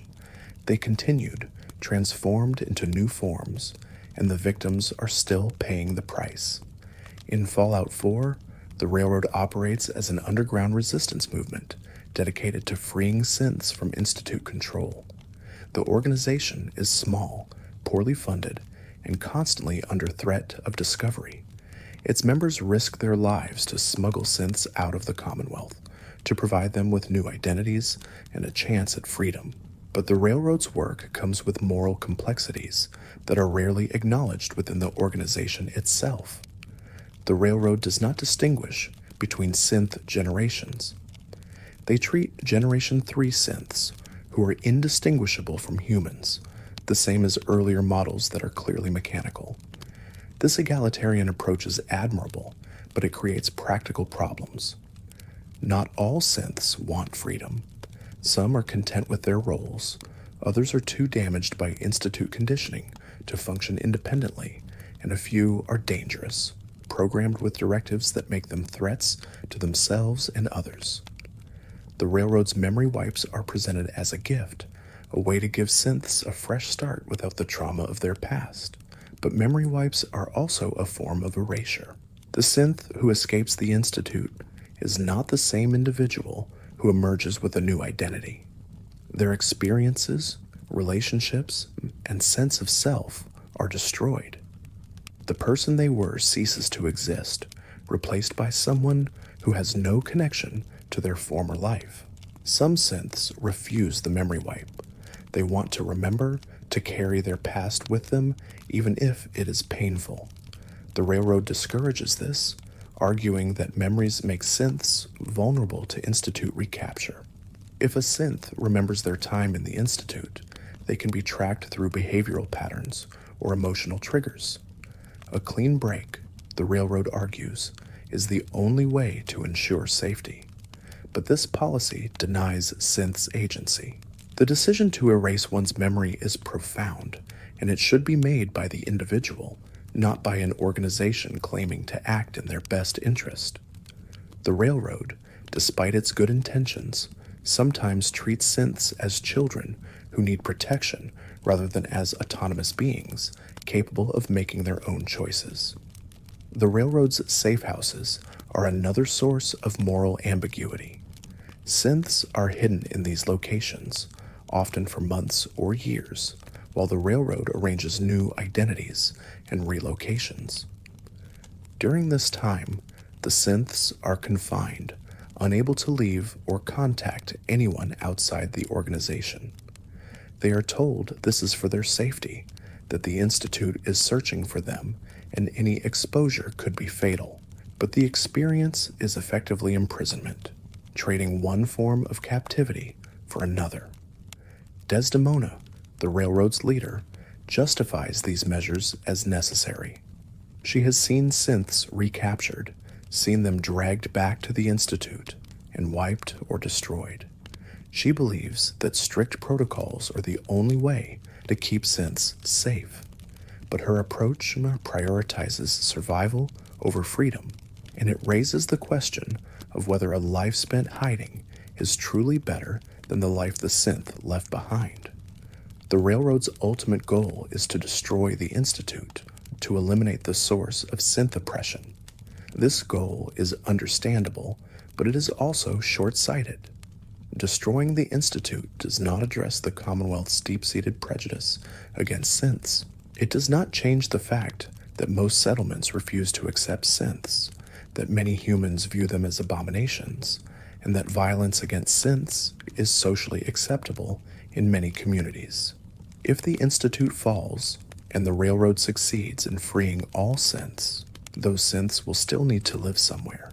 They will still need to find communities that accept them, work that sustains them, and relationships that give their lives meaning. The Commonwealth is not ready to provide those things.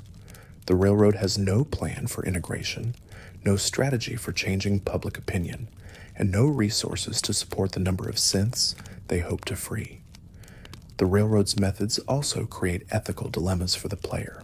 Joining the Railroad means participating in operations that involve deception, theft, and sometimes murder. The organization does not hesitate to kill Institute personnel, including scientists who may have no direct involvement in synth oppression. The Railroad frames these killings as necessary, as acts of war against an unjust regime, but the targets are still people, and their deaths are permanent. One Railroad mission involves infiltrating an Institute facility and assassinating a researcher who is working on improved synth tracking technology. The player is told this researcher is a legitimate target, that their work directly threatens synth freedom. But when the player reaches the target, they find a young scientist who is terrified, who begs for their life, and who claims they were only following orders. The player can kill them or spare them, but either choice has consequences. The Railroad's binary thinking, Institute versus synths, oppressors versus oppressed, does not account for the complexity of individual situations. Not everyone who works for the Institute is evil. Some are coerced, others are ignorant of the full scope of the Institute's activities, and a few genuinely believe they are contributing to humanity's future. The Railroad does not care about these distinctions. To them, Institute affiliation is enough to justify violence. This approach is understandable given the Railroad's experiences. They have seen too many synths suffer, too many recaptured and destroyed. Their anger is legitimate, but anger, when it becomes policy, can lead to actions that mirror the oppression the Railroad claims to fight against. By dehumanizing Institute personnel, by treating them as obstacles rather than people, the Railroad risks becoming what it opposes. The player's involvement with the Railroad forces them to confront these contradictions. Helping synths escape is clearly good, but the methods used to achieve that goal are morally ambiguous. The memory wipes, the safe houses, the assassinations, all of it exists in a gray area where good intentions do not necessarily lead to good outcomes. The Railroad's ultimate test comes when the player is asked to help destroy the Institute. The plan involves detonating a nuclear device inside the facility, killing everyone inside, including synths who have not been freed, scientists who are not involved in synth production, and potentially children who were born underground. The explosion will be total, and there will be no survivors. Desdemona frames this as a necessary sacrifice. She argues that the Institute's existence is a constant threat, that as long as it stands, the synths will never be safe. The player can agree or refuse, but the choice is binary. There is no option to evacuate non-combatants, to spare those who are not directly responsible, or to negotiate a surrender. The Railroad's plan is annihilation, and anything less is seen as weakness. If the player proceeds with the plan, the Institute is destroyed, and the Railroad celebrates. But the victory is hollow. Hundreds of people are dead, including many who had no choice in their association with the Institute. The Commonwealth is left without the Institute's technology, its medical knowledge, and its potential to contribute to reconstruction. The Railroad achieves its goal, but the cost is catastrophic. The Railroad's story is a cautionary tale about the limits of good intentions. The organization is genuinely committed to helping synths, and its members risk everything for that cause. But their methods are flawed, their strategies are incomplete, and their vision for the future is underdeveloped. They fight for freedom without understanding what freedom requires, and they destroy without considering what comes after. In the Commonwealth, the Covenant settlement appears to be a model community. The walls are well maintained, the residents are friendly, and the settlement has running water and electricity. Travelers are welcomed, offered food and shelter, and invited to stay as long as they wish. But entry to Covenant requires passing a test, a series of questions that seem innocuous but serve a darker purpose. The test is called SAFE, an acronym for Synth Acceptance and Facial Evaluation. It was developed by a group of researchers who believe they have found a way to identify synths through psychological profiling. The questions are designed to elicit responses that, according to the researchers, reveal inhuman thought patterns. The test is deeply flawed, based on pseudoscience and confirmation bias, but the residents of Covenant believe in it completely. Those who fail the test are taken to a hidden facility beneath the settlement. The facility is called the Compound, and it is where the researchers conduct their experiments. The subjects are restrained, interrogated, and subjected to procedures that are meant to confirm their synth status. The methods include sensory deprivation, chemical injections, and psychological torture. Many subjects die during the process, and those who survive are often left permanently damaged. The researchers justify their work by pointing to the threat synths pose. They cite the Broken Mask incident, an event where a synth infiltrator malfunctioned and killed several people in Diamond City. They argue that synths are dangerous, that they cannot be trusted, and that identifying them is a matter of public safety. But their methods do not distinguish between actual synths and humans who simply answer the questions in unexpected ways. The player can discover the compound by following clues in Covenant.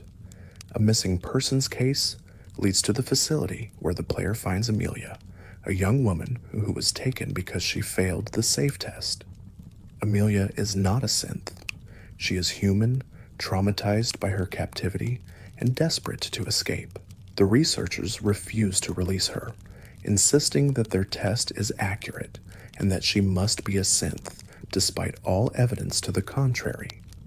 The player is forced to choose between supporting Covenant's research or shutting it down. If they side with Covenant, Amelia remains in captivity, subjected to further experiments. If they side with Amelia, the researchers are killed or driven off, and Covenant's residents are left questioning whether their safety measures were based on lies. There is no option to reform the system, to improve the test, or to address the underlying fear that drives Covenant's paranoia. Covenant represents the dangers of fear-driven policy. The residents are not evil. They are afraid, and that fear has led them to accept methods they would otherwise reject. The SAFE test gives them a sense of control, a belief that they can protect themselves from an invisible threat. But the test is a placebo, a false solution that harms innocence while failing to achieve its stated goal. The compound's existence is known to Covenant's leadership, but hidden from most residents. This secrecy is deliberate. The leadership understands that many residents would object to the experiments if they knew the details. By keeping the compound hidden, they maintain plausible deniability and avoid internal conflict. This compartmentalization allows the abuse to continue unchallenged. The researchers in the compound are not sadists. They genuinely believe they are protecting humanity. They see themselves as pragmatists, willing to do what others will not in order to ensure survival. But their belief in their own righteousness blinds them to the harm they cause. They do not see Amelia as a person. They see her as data, as a subject whose suffering is justified by the knowledge it might produce. Covenant's story is a mirror of real-world atrocities committed in the name of security. The logic is the same: identify a threat, develop methods to detect it, and eliminate those who are identified regardless of the evidence. The SAFE test is a metaphor for profiling, for systems that claim to objectively assess danger, but instead target people based on arbitrary criteria. The player's decision in Covenant is one of the game's most morally clear-cut choices, but it is also one of the most uncomfortable. Siding with Amelia is obviously right, but it requires killing or displacing people who who believe they are acting in self-defense. Siding with Covenant is obviously wrong, but it allows the settlement to continue functioning, to provide safety and resources to travelers who might otherwise have nowhere to go. The compound is eventually abandoned, regardless of the player's choice. If the researchers are killed, it becomes a ruin. If they are allowed to continue, they eventually conclude their work and leave, having failed to develop a reliable method for detecting synths. The facility is left empty, filled with the equipment and records of experiments that achieved nothing beyond suffering. Covenant remains, either as a settlement free from its dark secret, or as a place that continues to operate under the same paranoid logic. The residents do not speak of the compound. They do not acknowledge what happened there. The settlement's cheerful facade is maintained, and travelers are still welcomed with smiles and offers of hospitality. But the foundation is cracked, built on violence and fear, and those cracks cannot be repaired. The Automatron DLC introduces Isabel Cruz, a young engineer who adopts the identity of the Mechanist, a comic book hero from pre-war media. Isabel's intentions are noble. She wants to protect the Commonwealth, to deploy robots that will fight raiders, eliminate threats, and restore order. But her robots are flawed, programmed with faulty threat assessment protocols that cause them to attack innocent people. Isabel is unaware of the problem. She monitors radio chatter and believes her robots are succeeding. She hears reports of raider camps being destroyed and interprets this as proof that her plan is working. She does not hear the reports of caravans being slaughtered, of settlers being killed in their homes, or of families being wiped out because they carried weapons for self-defense. The robots identify threats based on behavior patterns. Carrying a weapon is flagged as suspicious. Moving quickly is flagged as evasive. Refusing to comply with robot instructions is flagged as hostile. These criteria are so broad that almost anyone in the Commonwealth can be classified as a threat. The robots do not hesitate. They open fire, eliminate the target, and move on to the next potential danger. The sole survivor encounters the aftermath of these attacks throughout the Commonwealth: burned settlements, scattered bodies, destroyed Brahmin caravans. The scenes are horrific, made worse by the knowledge that the Mechanist believes she is helping. Her broadcasts continue, cheerful and encouraging, promising safety and security, while her robots leave a trail of corpses. The player can confront Isabel in her lair, a facility hidden beneath an old Robco factory. When they finally meet, Isabel is shocked to learn what her robots have done. She insists there must be a mistake, that her programming could not have caused this level of carnage. But the evidence is undeniable, and she is forced to confront the reality that her vision of heroism resulted in mass murder. Isabel's reaction is one of genuine horror. She did not intend to harm anyone. She wanted to be a savior, to use her skills to make the wasteland safer. But her lack of oversight, her failure to test her systems properly, and her reliance on automated solutions without human judgment led to disaster. She created weapons and called them protectors, and the Commonwealth paid the price. The player can choose to spare Isabel or kill her. Sparing her allows her to shut down the robots and attempt to make amends. Killing her ends the threat immediately, but also eliminates any chance of learning from the mistake. Either way, the damage is done. The people killed by her robots cannot be brought back, and their families will never receive justice or explanation. Isabel's story is a tragedy of good intentions. She is not a villain in the traditional sense. She is a person who tried to help and failed catastrophically. Her failure is rooted in hubris, in the belief that technology could solve problems that require human judgment and empathy. She deployed an army of robots without considering what would happen if her assumptions were wrong. The mechanist robots are a metaphor for automated systems in general, for algorithms and programs that make decisions without understanding context. They follow rules perfectly, but the rules themselves are flawed. The robots cannot distinguish between a raider holding a weapon and a farmer holding a weapon. To them, the weapon is the threat, and the person holding it is irrelevant. This lack of nuance is catastrophic in a place like the Commonwealth, where everyone is armed and everyone is suspicious. The robots were designed for a world that does not exist, a world where threats are clear and civilians are unarmed. In the actual wasteland, where survival requires self-defense and where trust is rare, the robots' programming turns them into indiscriminate killers. Isabel's reliance on comic book heroism is also significant. She modeled herself after a fictional character, someone who always won, who always saved the day, and who never faced moral ambiguity. But the Commonwealth is not a comic book. There are no clear heroes or villains, no simple solutions, and no guarantees that good intentions will lead to good outcomes. Isabel learned this lesson too late, after her robots had already destroyed lives. The player's confrontation with Isabel is one of the DLC's most powerful moments. She is not a monster. She is a young woman who made a terrible mistake, who believed she could be a hero and instead became a cause of suffering.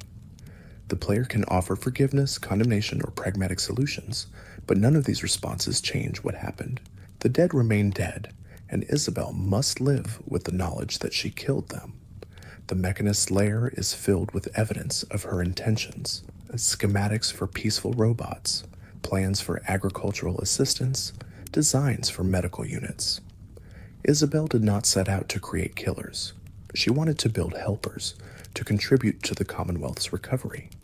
But her vision was incomplete, and her execution was flawed. The gap between what she intended and what she achieved is a chasm filled with corpses. In the aftermath, Isabel can be recruited to help the player's settlements. She builds robots that are properly programmed, that serve useful functions without posing a threat. She dedicates herself to making amends, to using her skills in ways that help rather than harm. But she never forgets what her first attempt cost. She carries that guilt for the rest of her life, a reminder that good intentions are not enough. The Commonwealth is littered with terminals that tell small stories, fragments of lives interrupted by the bombs. One such terminal is found in a pre-war elementary school in what was once the principal's office. The entries are mundane, routine administrative notes about scheduling, budget concerns, and parent-teacher conferences. But the final entry is different. The entry is dated October 23rd, 2077, the day the bombs fell. It is written by the principal, who stayed at the school after the alarm sounded. Parents were supposed to pick up their children, but many never arrived. The roads were gridlocked. The panic was total, and the bombs fell before the evacuation could be completed. The principal describes the children huddled in the basement, terrified and asking for their parents. The entry ends mid-sentence. The principal was writing when the shockwave hit and the terminal went dark. The children in the basement are still there, or what remains of them. Small skeletons, seated in a circle, surrounded by the remnants of toys and books that were meant to comfort them. They died waiting for parents who would never come, in a basement that was meant to protect them, but only prolong their fear. This terminal is easy to miss. It is in an out-of-the-way location, in a school that has no associated quest, but it is one of the most haunting pieces of environmental storytelling in Fallout 4. It does not need to explain what happened. The terminal and the skeletons together tell a complete story, one that is repeated in schools, hospitals, and shelters across the Commonwealth. The children's deaths were not instantaneous. The basement protected them from the initial blast, but it also trapped them. They had no food, no water, and no way to escape. The air in the basement would have become toxic as fires burned above, and the radiation would have seeped in through cracks and ventilation. They died slowly, over hours or days, and they died afraid. The principal's decision to stay was both heroic and futile. They could have fled, could have tried to reach a vault or a shelter, but they chose to stay with the children, to provide comfort in the final moments. That choice did not save anyone. It simply ensured that the principal died alongside the students, sharing their fear and their fate. Terminals like this one are scattered throughout Fallout's world, small moments of tragedy that most players never see. They serve no gameplay purpose. They offer no rewards, no quest markers, no achievements.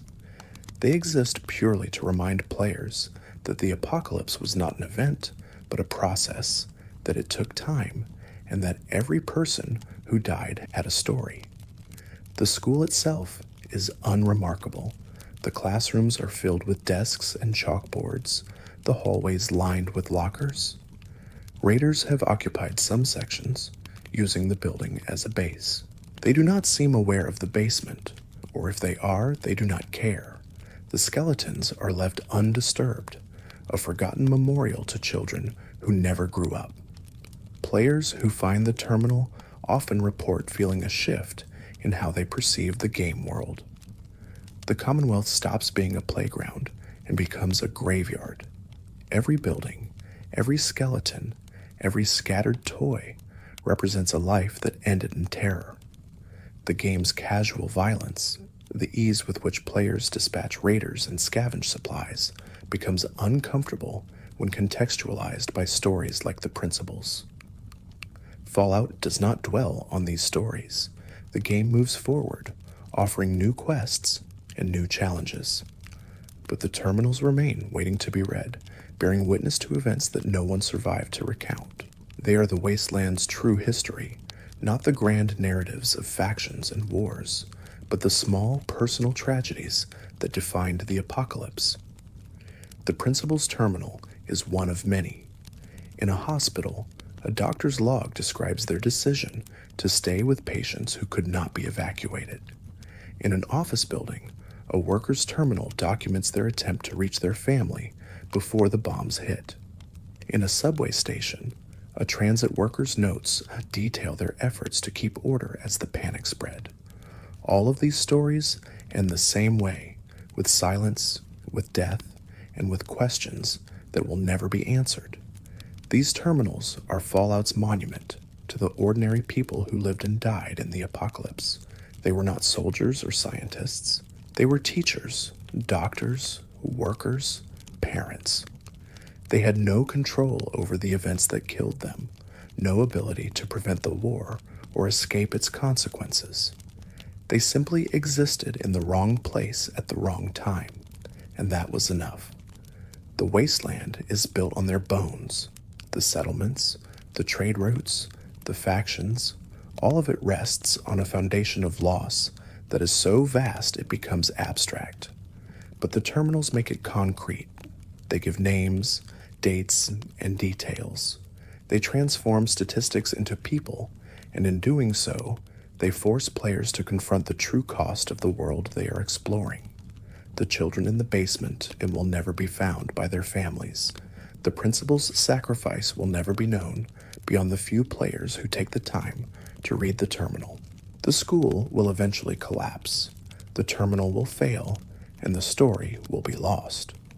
But for now, it exists, preserved in data, waiting to be discovered by those willing to look. In the glowing sea, where radiation reaches levels that kill unprotected humans within minutes, stands the remains of a facility that predates Vault-Tech's experiments. The Sentinel site is a pre-war military installation, one of several that housed nuclear weapons in the years leading up to the Great War. The site is small, barely more than a bunker and a launch control room, but its significance cannot be understated. This is Ground Zero, the location where the bomb that destroyed Boston was detonated. The facility's exterior is unremarkable, a concrete structure half buried in irradiated soil. The area around it is a crater, a depression in the earth created by the explosion. Nothing grows here. The ground is fused glass in some places, smooth and black where the heat was most intense. Radiation storms pass overhead constantly, turning the sky green and obscuring the horizon. Inside the facility, terminals document the final moments before the detonation. The logs are brief, written by personnel who knew they were about to die. There are no dramatic speeches, no calls for help. The entries are procedural, noting system failures and confirming launch protocols. The last entry simply reads, "Impact imminent." The people in the facility did not launch the bombs. They were monitoring them, ensuring the weapons remained secure. When the sirens sounded, they followed protocol, sealing the facility and preparing for the worst. But the bomb that struck Boston was not theirs. It came from somewhere else, and it detonated above the city before they could react. The shockwave reached the Sentinel site seconds later, and everyone inside died instantly. The facility's structure survived because it was designed to withstand nuclear strikes. The walls are reinforced concrete several feet thick, the doors are lead-lined, and the ventilation system was built to filter radioactive fallout. These protections were meant to keep the personnel safe so they could continue operating in the event of a limited exchange. But the bomb that hit Boston was not part of a limited exchange. It was total war, and no amount of reinforcement could protect against what followed. The bodies in the facility are still present, preserved by the intense radiation. They are not skeletons. The heat and radiation mummified them, leaving desiccated husks that still wear their uniforms. Their positions suggest they died while working, slumped over terminals or collapsed in doorways. There is no evidence of panic or attempted evacuation. They stayed at their posts until the end. The glowing sea itself is the result of the detonation. The blast created a dead zone that extends for miles in every direction, a region where nothing can survive without protection. The radiation is so intense that even ghouls avoid the area, and the few creatures that do inhabit the sea are mutated beyond recognition. Deathclaws roam here, larger and more aggressive than those found elsewhere, and rad scorpions grow to sizes that defy biology. The Sentinel site is one of the few structures that remains intact in the glowing sea. Most buildings were vaporized or reduced to rubble by the blast. The fact that the facility survived is a testament to its design, but it is also a cruel irony. The structure meant to protect against nuclear weapons became a tomb for those who trusted it. Players who venture to the Sentinel site do so as part of a quest, but the location offers no rewards beyond the story it tells. There is no legendary loot, no powerful weapons, no hidden technology. The facility is simply a place, a monument to the moment the world ended. Standing inside, reading the terminals, and seeing the preserved bodies, it is impossible not to feel the weight of what happened here. The glowing sea is often described as the heart of the apocalypse, the place where the destruction was most complete. But it is also a place of silence. The radiation storms are loud, but beneath the noise is an absence, the absence of life, of hope, of any indication that recovery is possible. The sea is not healing. It is not slowly becoming habitable. It is a permanent scar, a region that will remain lethal for centuries. The personnel in the Sentinel site were not soldiers. They were technicians, engineers, and administrators. Their job was to maintain the weapons, not to use them. They understood the destructive power of nuclear arms, but they believed those weapons would never be used. The doctrine of mutually assured destruction was supposed to prevent exactly what happened. The bombs were meant to be a deterrent, not a tool.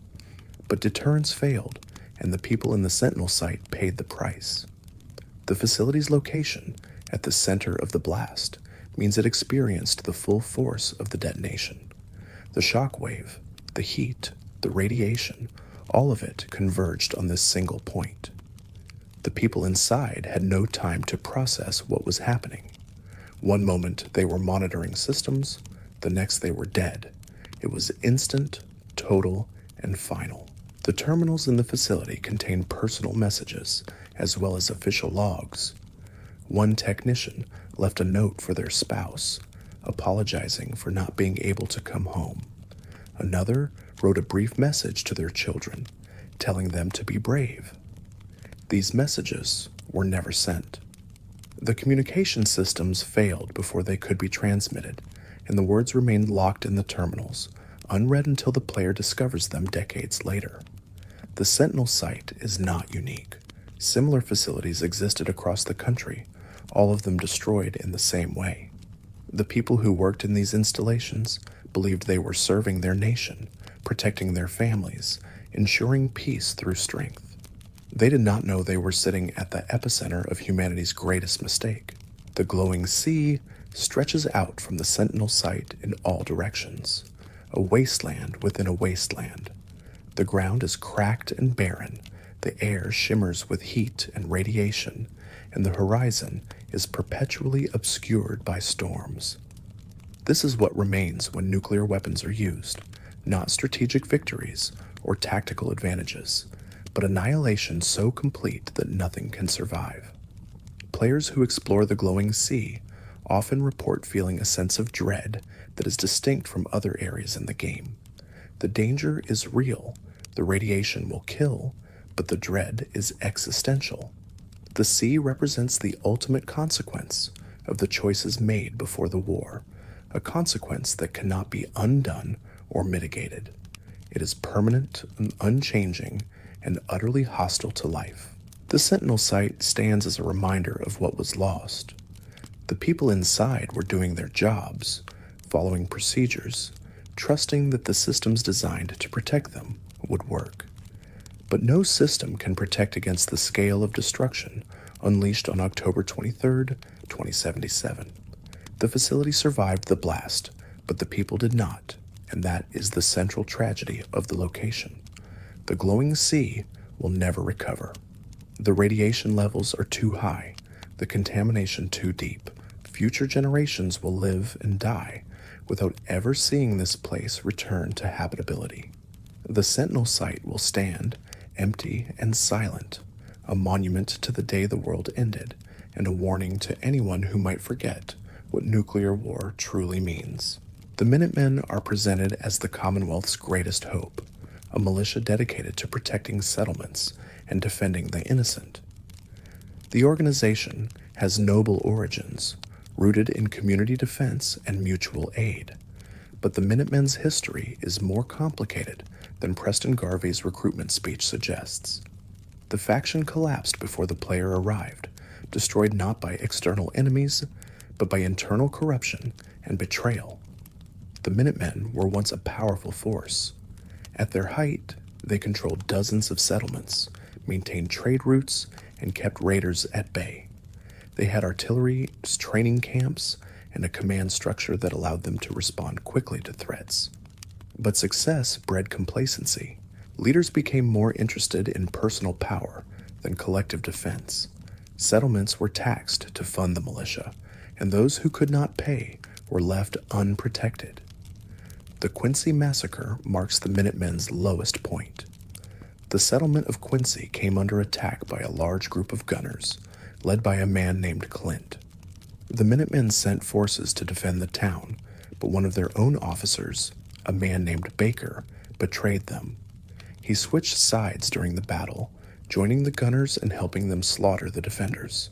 The Minutemen were routed, Quincy fell, and the survivors fled north. Baker's betrayal was not spontaneous. He had been planning it for months, possibly years. Terminal entries found in Quincy suggest he was dissatisfied with the Minutemen's leadership, frustrated by what he saw as weakness and inefficiency. The gunners offered him a better deal, more caps, more authority, and fewer responsibilities to settlers he did not care about. Baker chose personal gain over loyalty, and his decision killed dozens of people. The Quincy Massacre destroyed the Minutemen's reputation. Settlements lost faith in the organization's ability to protect them.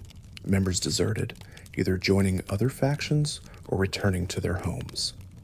The remaining Minutemen splintered into small groups with no central leadership. By the time the player meets Preston Garvey in Concord, the Minutemen are effectively extinct, reduced to a handful of survivors with no resources and no plan. Preston represents the Minutemen's ideals without acknowledging their failures. He speaks of helping people and rebuilding the Commonwealth, but he does not address why the Minutemen collapsed. He does not mention the corruption, the betrayals, or the fact that settlements stopped trusting the organization because it failed them repeatedly. Preston wants to restore the Minutemen to what they were, but he does not seem to understand what they were, a flawed institution that prioritized expansion over sustainability. When the player becomes the general, they inherit this legacy. The settlers who join the Minutemen do so out of desperation, not because they believe in the organization. They need protection, and the Minutemen are the only option available. But trust is fragile.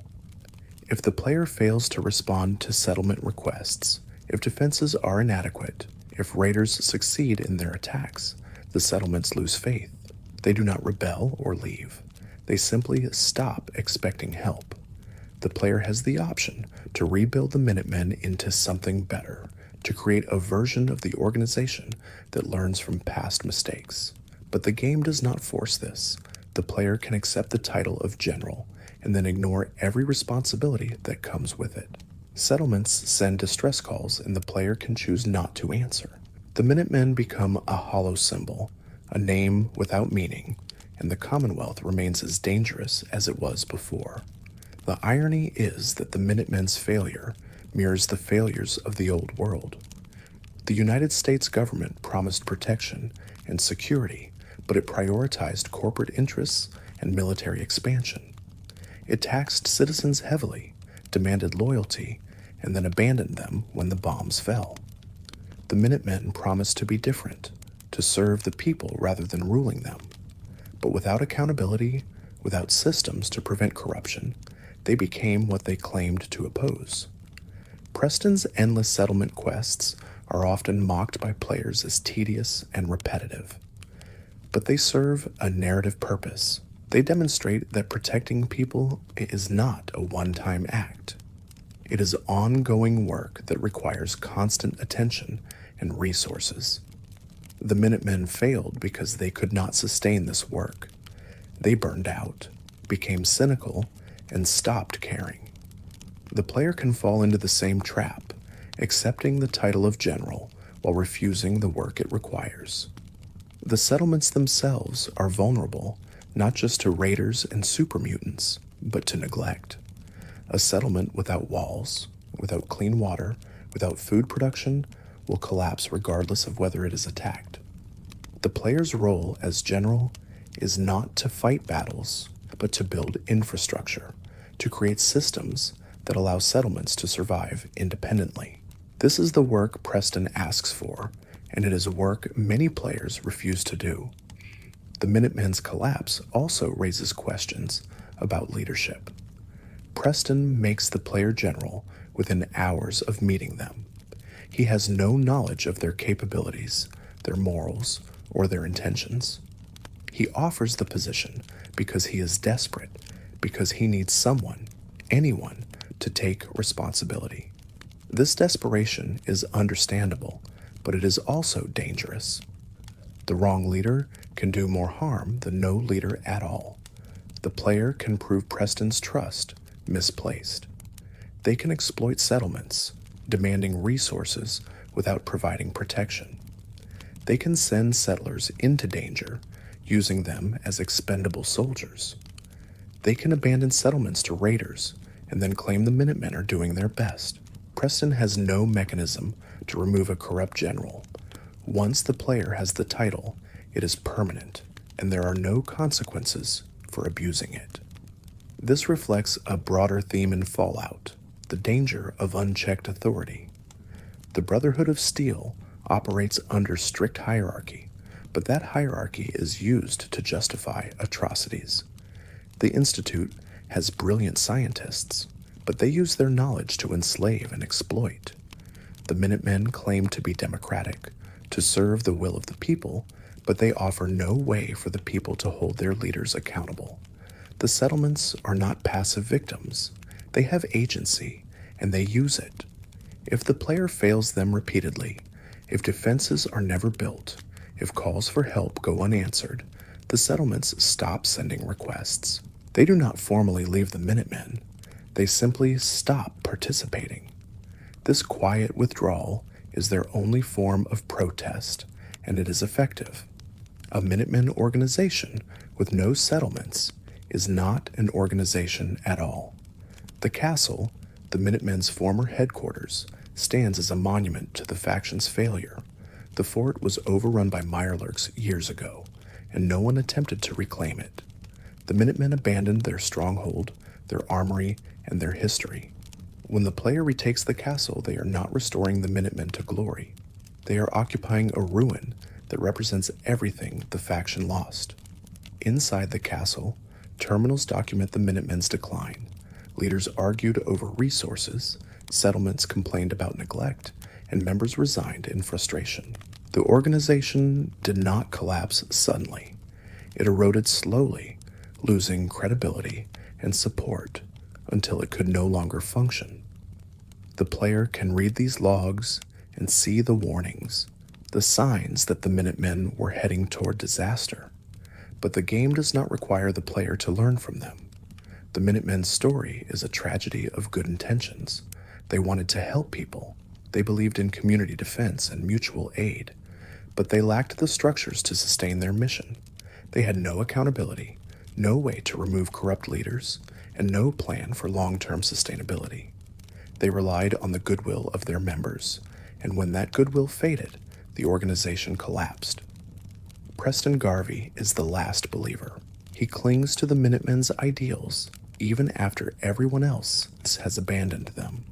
He recruits the player because he has no other options, because he cannot rebuild alone. His faith in the Minutemen is admirable, but it is also naive. He believes the organization can be restored without addressing why it failed.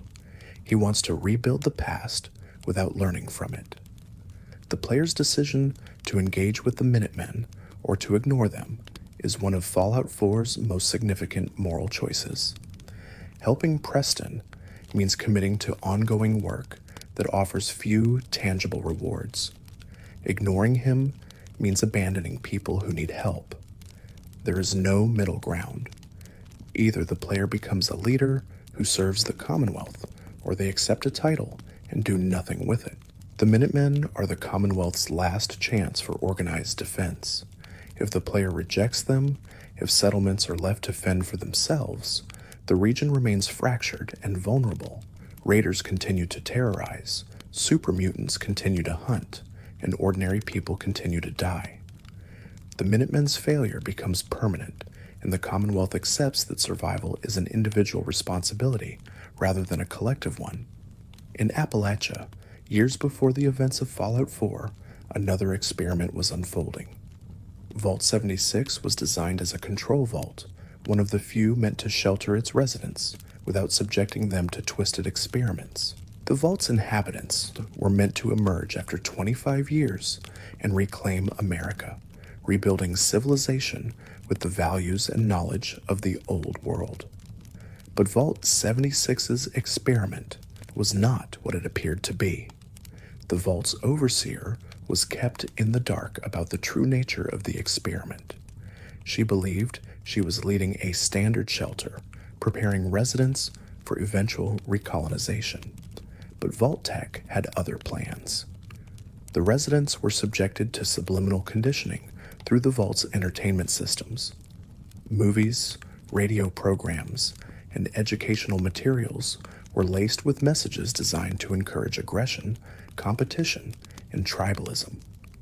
The conditioning was subtle. Residents did not notice the changes in their behavior. They simply found themselves more irritable, more suspicious of each other, more willing to resort to violence to resolve disputes. The overseer attributed these changes to stress, to the difficulty of living in close quarters for years. She implemented conflict resolution programs, organized social activities, and tried to maintain order. But the conditioning continued, undermining her efforts. By the time Reclamation Day arrived, the Vault's residents were not a unified community ready to rebuild. They were factions, competing groups with conflicting goals and mutual distrust. Some wanted to follow the Overseer's plan to establish settlements and restore infrastructure. Others wanted to claim territory, to dominate the wasteland before anyone else could. The conditioning had transformed cooperative citizens into rivals.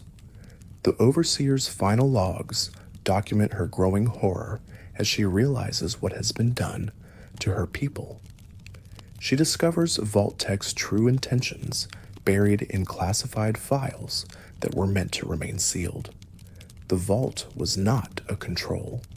It was an experiment in social engineering, designed to determine whether conditioning could override cultural values and turn peaceful people into aggressive competitors. The experiment succeeded. When the vault opened, the residents dispersed into Appalachia. They did not work together. They competed for resources, established rival factions, and fought over territory. The Overseer tried to maintain unity, but she had no authority outside the vault.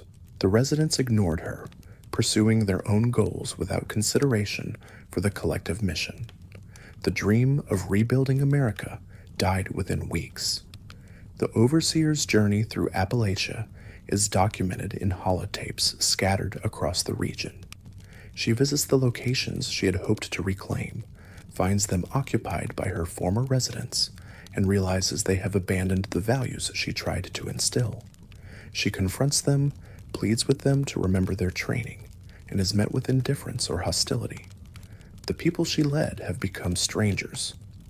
Vault-Tech's conditioning did not create monsters. It created individuals who prioritized personal survival over collective welfare, who saw others as competitors rather than allies. This shift is subtle but profound. The residents of Vault 76 are not raiders. They are not slavers or murderers. They are people who have lost the ability to cooperate, who view every interaction as a transaction and every relationship as conditional. The Overseer's story ends in isolation.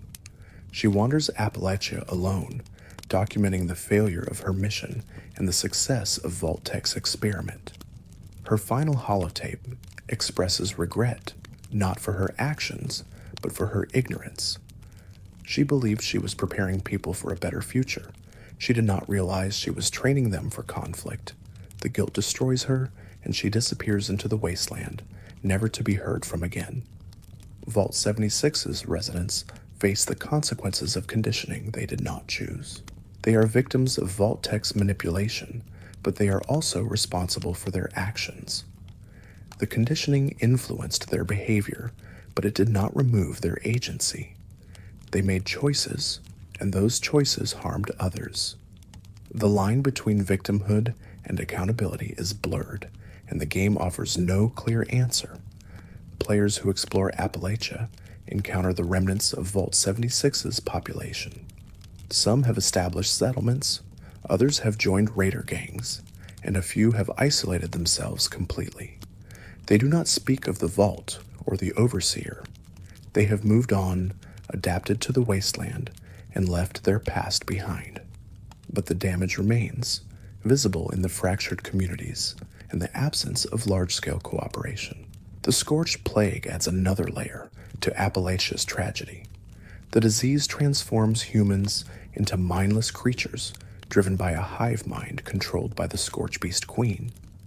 The plague spreads rapidly, and the scattered residents of Vault 76 are particularly vulnerable. Without unity, without coordinated defenses, they fall to the Scorched one by one. The conditioning that prevented cooperation ensured their eventual destruction.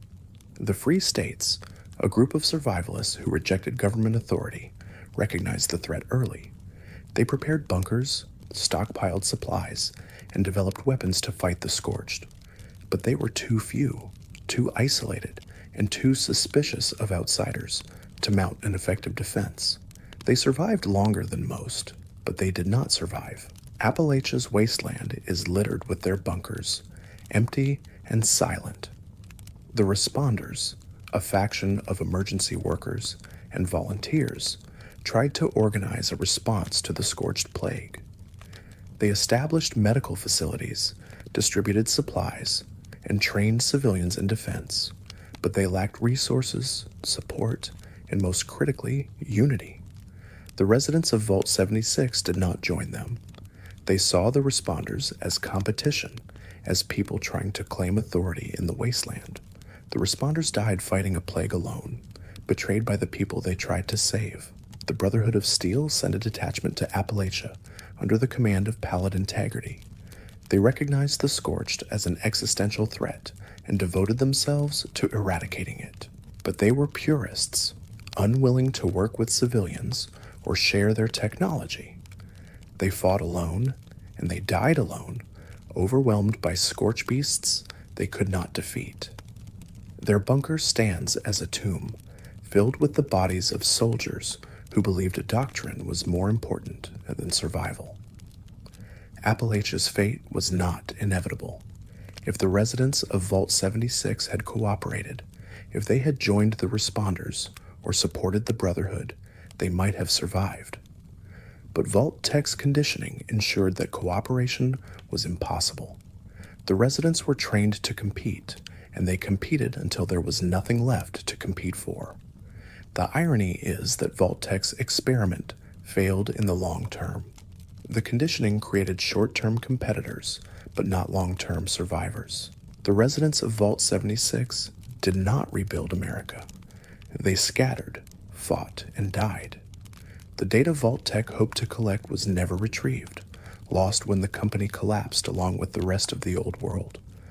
The suffering was meaningless, conducted for a purpose that no longer existed.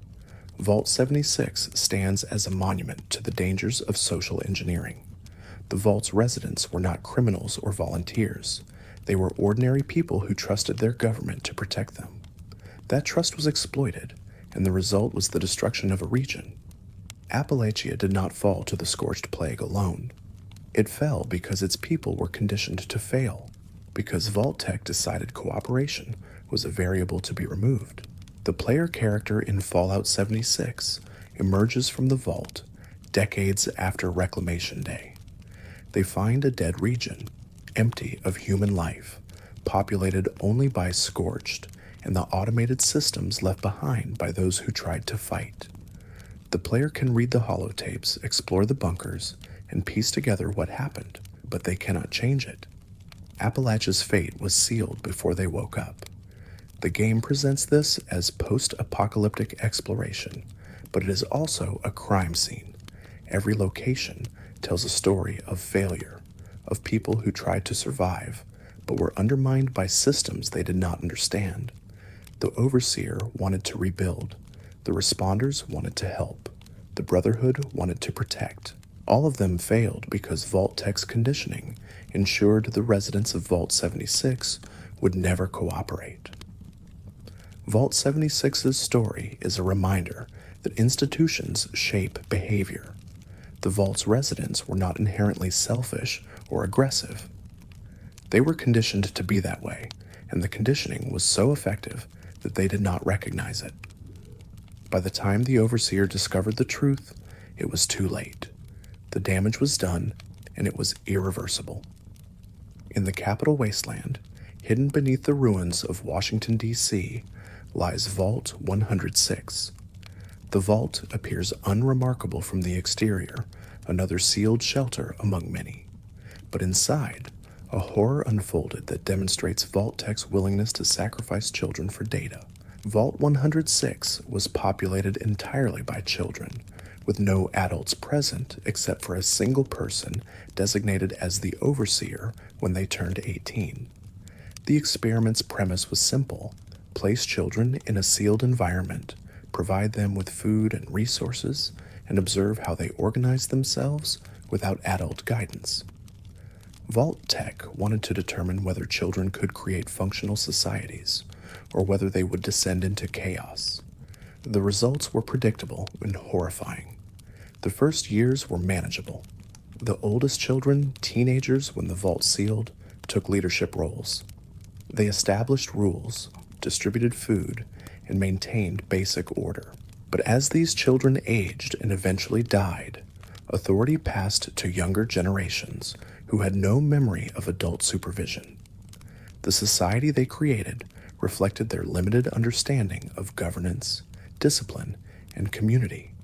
Factions formed based on age groups. The oldest children claimed authority, enforcing their rules through physical punishment.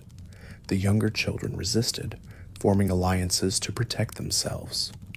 Violence became common, not because the children were inherently cruel, but because they had no framework for resolving disputes peacefully.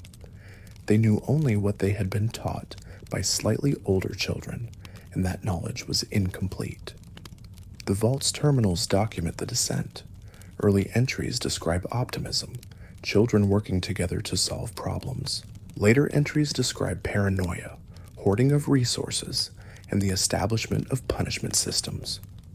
The language changes, becoming more authoritarian, more focused on control than cooperation. The children were recreating the power structures of the adult world without understanding their purpose or limitations. Education continued in the vault, but it was filtered through children teaching children. Mistakes compounded, mathematical concepts were misunderstood, history was distorted, and science became superstition. The vault's automated teaching systems provided information, but the children lacked the context to interpret it correctly. They learned facts without understanding, memorized procedures without grasping principles. One of the darkest aspects of Vault 106 was the designated overseer system. When a child turned 18, they were automatically promoted to overseer, granted authority over all other vault residents. But 18-year-olds raised without adult guidance are not equipped to govern. They had no training, no mentors, and no experience with leadership beyond the petty hierarchies they had created among themselves. Most overseers failed. They made arbitrary decisions, favored friends, and punished perceived disloyalty harshly. Some tried to implement reforms, to create fairer systems, but they lacked the political capital to enforce change. The vault's population did not respect the overseer position. They saw it as a prize to be claimed, not a responsibility to be honored. Overseers were overthrown, sometimes through votes, sometimes through violence. The vault's population decreased over time. Some deaths were natural, others were the result of accidents or medical issues that could have been prevented with proper care. But some deaths were deliberate. The terminals hint at executions, at children who broke rules and were punished with exile into sealed sections of the vault. These exiles did not survive long, left without food or water until they died. Vault 106's experiment ended when the population dwindled to unsustainable levels. The remaining children, numbering fewer than 20, opened the vault door and fled into the wasteland. They had no survival skills, no understanding of radiation or mutated creatures. Most died within days. A few survived long enough to reach settlements, where they were taken in by scavengers or traders, but they were damaged, unable to integrate into normal society, traumatized by years of chaos and violence. The vault stands empty now, its halls silent except for the hum of automated systems that continue to function despite the absence of residents. The children's attempts at governance are preserved in graffiti on the walls, in makeshift barricades that divide the vault into territories, in the crude weapons they fashioned from maintenance tools. It is a monument to Vault Tech's cruelty, to the willingness to sacrifice innocence for data that was never collected. Players who explore Vault 106 find evidence of the children's lives. Toys are scattered in corners, drawings cover the walls, and personal belongings are piled in what were once sleeping quarters. These items tell stories of individuals, of children who had names and personalities and dreams. But they are ghosts now, traces of lives lived in isolation and fear. The experiment's stated purpose was to determine whether children could self-govern, but the answer was obvious before the vault even sealed. Children cannot govern themselves, not because they lack intelligence or capability, but because they lack experience and context. They need guidance, education, and examples of healthy governance. Vault Tech knew this, and they conducted the experiment anyway. The true purpose of Vault 106 was likely more sinister. Vault Tech may have been testing leadership development, observing how authority emerges in the absence of established hierarchy. Or they may have been studying social breakdown, documenting the stages of societal collapse when institutions fail. Either way, the children were not test subjects, they were victims. The vault's overseers left logs, brief entries written in the terminals reserved for official business. These logs are heartbreaking in their naivety. Young teenagers, suddenly granted absolute authority, write about their plans to improve the vault, to create fairness and prosperity. They do not understand that their position is ceremonial, that they have no real power beyond what the population allows them. Their optimism fades quickly, replaced by frustration and despair. One overseer, designated as Overseer 11 based on the terminal numbering, attempted a radical reform. They proposed abolishing the overseer position, creating a council where all vault residents had equal votes. The idea was rejected violently. The older children, who benefited from the existing hierarchy, saw the proposal as a threat. Overseer 11 was removed from power, and the vault returned to its previous structure. The log ends there with no indication of what happened to the individual who dared to suggest change. Vault 106 raises uncomfortable questions about responsibility. Vault Tech designed the experiment, but they were not present when the children suffered. The overseers made decisions that harmed others, but they were children themselves, given authority they did not ask for and could not handle. The vault's population participated in the violence and chaos, but they were victims of circumstances beyond their control. Who is responsible when a system is designed to fail? The answer is that responsibility is collective. Vault Tech bears the primary guilt for creating the experiment. The overseers bear responsibility for their actions as leaders. The population bears responsibility for the violence they inflicted on each other. But all of them were also victims, trapped in a system that ensured suffering regardless of individual choices. Vault 106 is rarely discussed in Fallout lore, overshadowed by more dramatic experiments like Vault 11 or Vault 22, but it is one of the most disturbing because the victims were children who never had a chance. They did not volunteer for the vault. They were not criminals or soldiers. They were children, placed in an impossible situation by adults who should have protected them. The legacy of Vault 106 extends beyond the vault itself. The few survivors who reached the wasteland carried their trauma with them. They struggled to form relationships, to trust authority, to believe in the possibility of cooperation. They had been taught that power is seized, not earned, that rules are arbitrary, and that survival requires cruelty. These lessons shaped their adult lives, and they passed them on to others.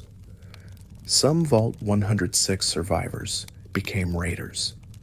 They had learned that violence is an effective way to get what you want, that empathy is a weakness, and that the strong should dominate the weak. They applied these lessons in the wasteland, terrorizing settlements and taking what they needed by force. They did not see themselves as villains. They saw themselves as survivors, using the skills the vault taught them. Others isolated themselves completely, unable to function in communities. They built shelters in remote locations, avoided contact with other people, and lived in constant fear of betrayal. The vault had taught them that groups are dangerous, that trust leads to vulnerability, and that safety is found only in solitude. They survived, but they did not live. A few sought redemption. They recognized the damage the vault had done to them and tried to overcome it.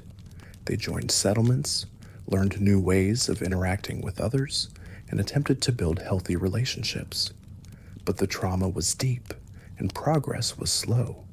Some succeeded, creating lives that were stable, if not happy. Others failed, falling back into old patterns when stress or conflict triggered memories of the vault. Vault 106 demonstrates that Vault-Tech's experiments did not end when the vaults opened. The damage continued, spreading into the wasteland, affecting people who never set foot in a vault. The survivors carried their trauma with them, and that trauma shaped the post-apocalyptic world in ways that are difficult to quantify, but impossible to ignore. The vault itself is a ruin, slowly decaying as its systems fail. The lights flicker, the air is stale, and the walls are covered in rust and graffiti. It is not a place anyone would want to visit, and few do. But it stands as a reminder of what Vault-Tech was willing to do, of the depths to which the corporation would sink in pursuit of data. Vault 106 is not an anomaly. It is representative of Vault-Tech's philosophy, a philosophy that valued information over life and curiosity over ethics. Conrad Kellogg is introduced as the villain of Fallout 4's opening act, the mercenary who killed the player's spouse and kidnapped their child. The game frames him as irredeemable, a monster who commits evil acts for money. But when the player accesses his memories through the experimental technology in the memory den, a more complex picture emerges. Kellogg was not born evil. He was shaped by loss, by the wasteland's brutality, and by a life that offered him no alternatives to violence. Kellogg grew up in the NCR territories, in a settlement that was barely surviving. His father was an abusive drunk who beat him and his mother. His mother was unable to protect him, too worn down by her own suffering to intervene. Kellogg learned early that the world was cruel, that vulnerability invited violence, and that strength was the only currency that mattered. These lessons shaped him, hardening him into someone who could inflict pain without feeling empathy. As a young man, Kellogg became a mercenary. It was one of the few paths available to someone with his skills and background. He was good at killing, efficient and ruthless, and people were willing to pay for that efficiency. He worked for caravans, settlements, and eventually larger organizations. The work was brutal, but it paid well, and Kellogg convinced himself that it was just business, that the people he killed were simply obstacles in transactions. Then Kellogg fell in love. He met a woman, married her, and had a daughter. For a brief time, he believed he could leave the violence behind, that he could build a life that was not defined by killing. He moved his family to the hub, found work as a caravan guard, and tried to be a husband and father. The memories show him playing with his daughter, laughing with his wife, experiencing moments of genuine happiness. But the wasteland does not allow happiness to last. Raiders attacked the hub, targeting the residential district where Kellogg's family lived. He was away on a caravan run when the attack happened. By the time he returned, his wife and daughter were dead, killed in their home. The raiders had not even taken anything. They killed for the sake of killing, and Kellogg's family happened to be there. The loss destroyed him.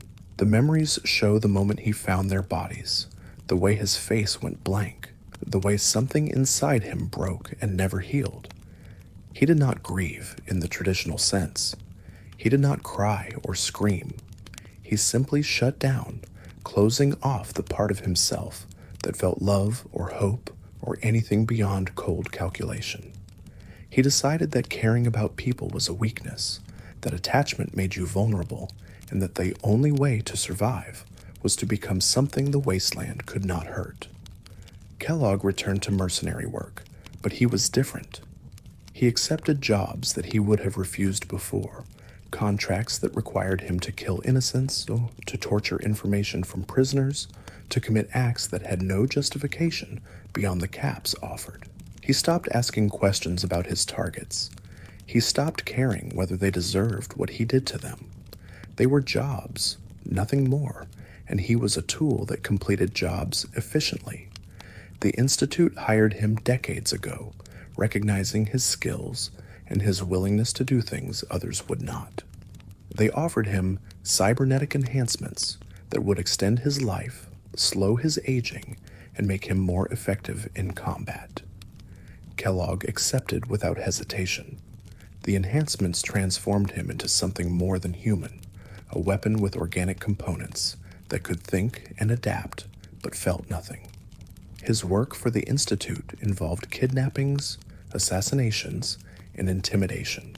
He retrieved escaped synths, eliminated threats to Institute security, and ensured that the organization's secrets remained buried. He did this work for decades, outliving normal humans, watching the wasteland change while he remained constant. The Institute was the longest relationship he maintained, and it was purely transactional. They paid him, he completed tasks, and neither party pretended the arrangement was anything more. The player's spouse was not Kellogg's first victim or his 100th.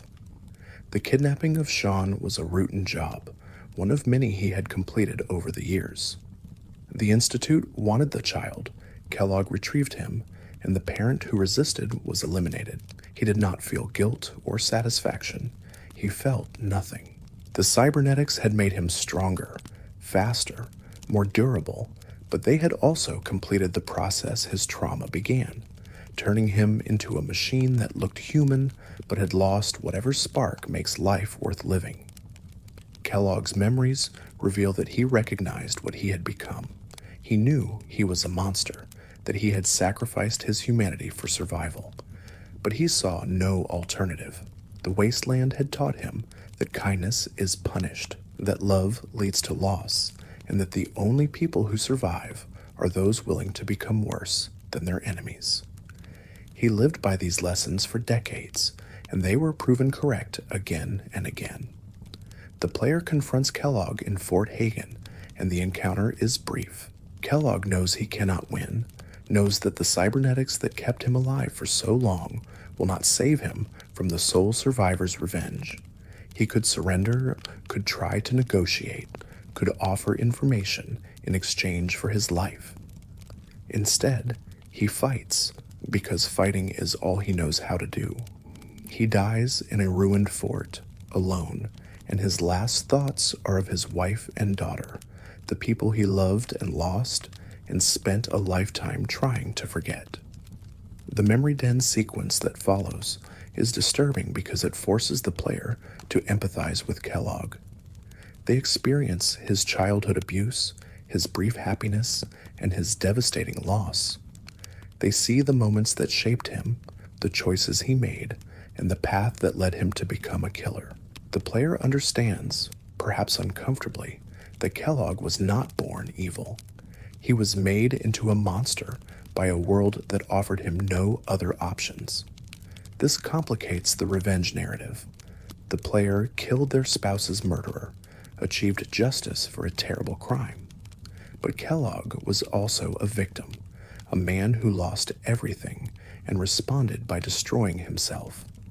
The player's revenge does not undo the harm Kellogg caused, and it does not provide closure for his victims. It simply removes another damaged person from the wasteland, continuing the cycle of violence that created him in the first place. The similarities between Kellogg and the player are intentional. Both lost their families. Both are pursuing the people responsible. Both are willing to kill to achieve their goals.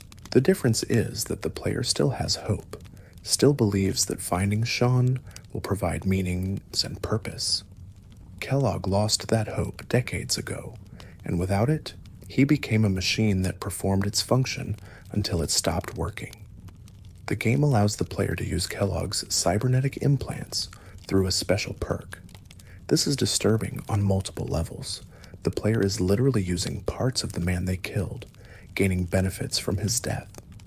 The implants provide combat bonuses, making the player more effective at violence, just as they made Kellogg more effective. The player is walking Kellogg's path, becoming more machine-like, more focused on efficiency over empathy. Some players reject the implants, unwilling to carry anything from Kellogg. Others accept them, rationalizing that using his technology is a form of justice, turning his tools against the institute that employed him. But the implants do not care about the player's reasoning. They simply function, enhancing combat capabilities and slowly changing how the player experiences the world. Kellogg's story is a warning about what the player could become. The sole survivor starts with noble intentions, searching for their child, seeking justice for their spouse's death. But the wasteland does not reward nobility. It rewards ruthlessness, efficiency, and the willingness to do whatever is necessary. The player can choose to maintain their morals, to help people and build communities, or they can choose to prioritize results over methods, to become the kind of person who completes objectives without considering the cost. The Institute presented Kellogg as their solution to difficult problems. He was the person they sent when diplomacy failed, when they needed results without questions. But Kellogg was also their creation.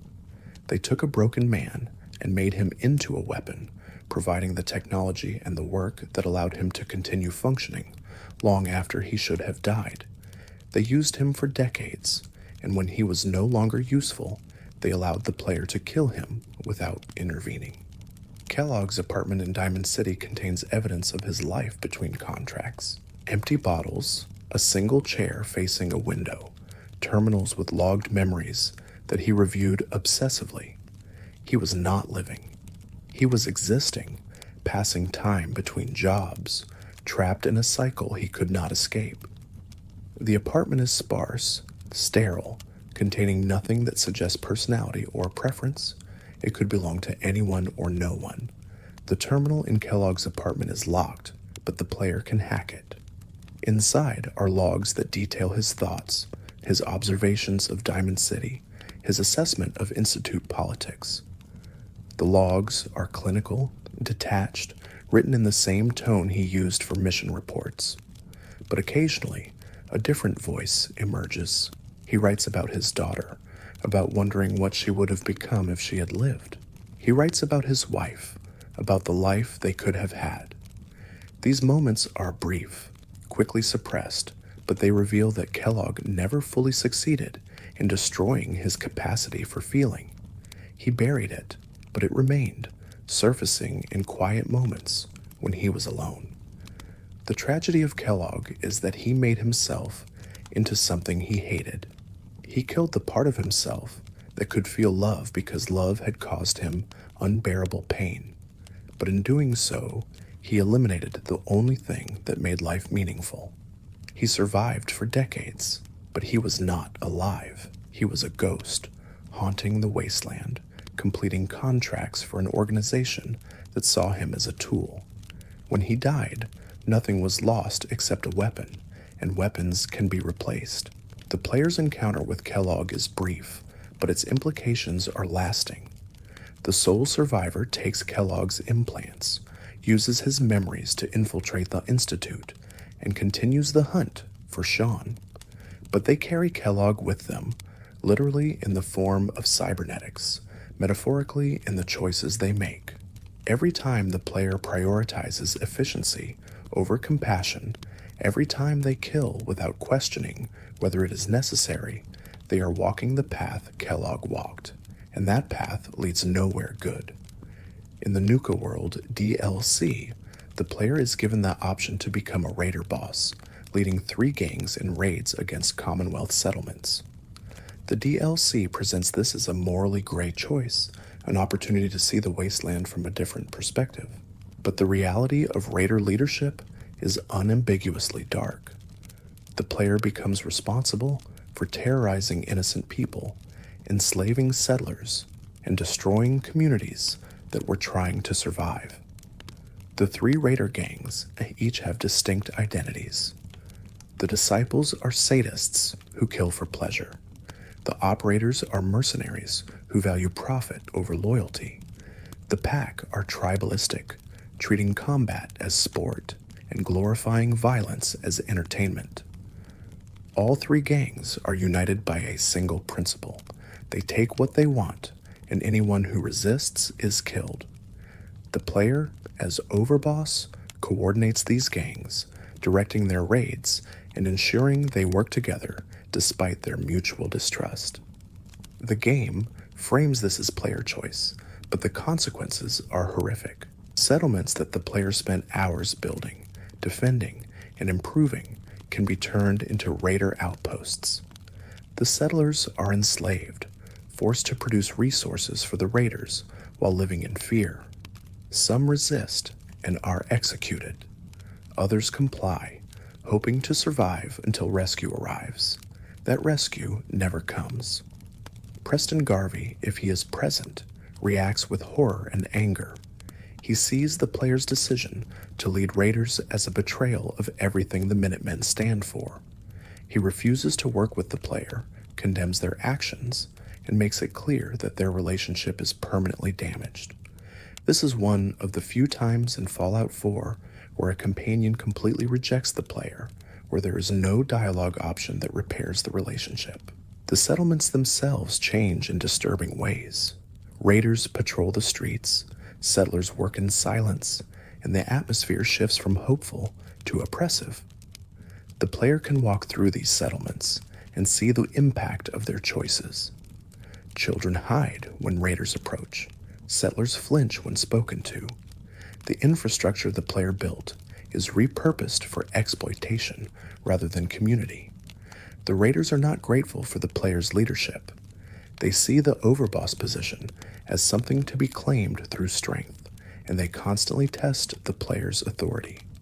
Challenging them requires violence, demonstrating that the player is willing to kill anyone who questions their power. This creates a cycle where the player must continually prove their ruthlessness to maintain control. The Nuka World Park itself is a monument to pre-war excess. The park was a massive entertainment complex, featuring themed zones, attractions, and corporate branding. After the bombs, it became a stronghold for raiders who appreciated the park's defensible location and plentiful resources. But the park is also a tomb, filled with the bodies of park employees and visitors who died when the bombs fell or in the chaos that followed. One of the park's zones, the Safari Adventure, contains feral ghouls that were once park employees. They wander the exhibits, trapped in routines they no longer understand, serving as attractions for raiders who find their behavior amusing. The ghouls are not threats in the traditional sense. They are victims, people who worked at the park and were transformed by radiation into something that is no longer human. The raiders treat them as entertainment, laughing as the ghouls stumble through their broken routines. The Galactic Zone features robots that continue to operate centuries after the park closed. These robots follow pre-war programming, announcing attractions and enforcing park rules. But their programming has degraded, and they have become hostile, attacking anyone who enters the zone. The robots do not understand that the park is closed, that their purpose is obsolete. They simply continue functioning, defending a place that no longer exists for visitors who will never arrive. The player can restore power to the park, reactivating attractions and lighting. This serves a practical purpose, making the park more defensible and allowing the raiders to use facilities that were previously inaccessible. But it also creates a surreal atmosphere where cheerful pre-war music plays over speakers while raiders torture prisoners and settlers work as slaves. The contrast between the park's designed purpose and its current function is jarring. The DLC's main quest involves betraying the park's previous leader, a raider named Coulter, who controls the overboss position through a special suit of power armor. The suit makes him nearly invincible, and he has used it to maintain control for years. The player is recruited by a traitor named Gage to kill Coulter and take his place. The plan involves sabotaging the power armor and then challenging Coulter to combat in the park's arena. The fight is staged as entertainment for the raiders. They gather in the stands, cheering and placing bets on the outcome. Coulter is confident, believing his armor makes him unbeatable. But the sabotage works, and the player defeats him in front of the assembled gangs. Coulter's death is celebrated, not mourned.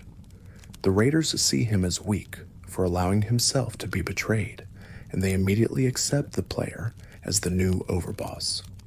This transition is disturbing because it demonstrates how quickly loyalty shifts in raider culture. Coulter led the gangs for years, but the moment he is defeated, he is forgotten. The raiders do not care about his accomplishments or his leadership.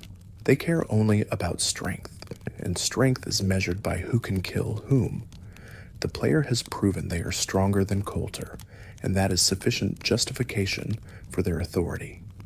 Gage becomes the player's advisor, providing guidance on raider politics and suggesting targets for raids. He is pragmatic, viewing raiding as a business rather than a lifestyle. He argues that raiders are simply more honest than other wasteland factions, that they take what they want instead of hiding behind laws or morals. His philosophy is that everyone in the wasteland is a raider, but most people lie about it. This argument is seductive, but false. Raiders do not simply take what they need. They take everything, destroying communities in the process. They do not trade or negotiate. They threaten and kill. The comparison Gage makes between raiders and legitimate traders is a rationalization, an attempt to justify exploitation by claiming everyone does it. The player can reject Gage's philosophy and turn against the raiders. This option is available, but it requires betraying the gangs after gaining their trust. The player lures the gang leaders to a meeting and then kills them, eliminating the raider leaderships in a single ambush. This is presented as a heroic act, freeing the Commonwealth from a raider threat. But it is also a betrayal, using deception to achieve what combat could not. The enslaved traders in Nuka World's market are another dark aspect of the DLC. These individuals are forced to operate shops, selling goods to raiders while living under constant threat of violence.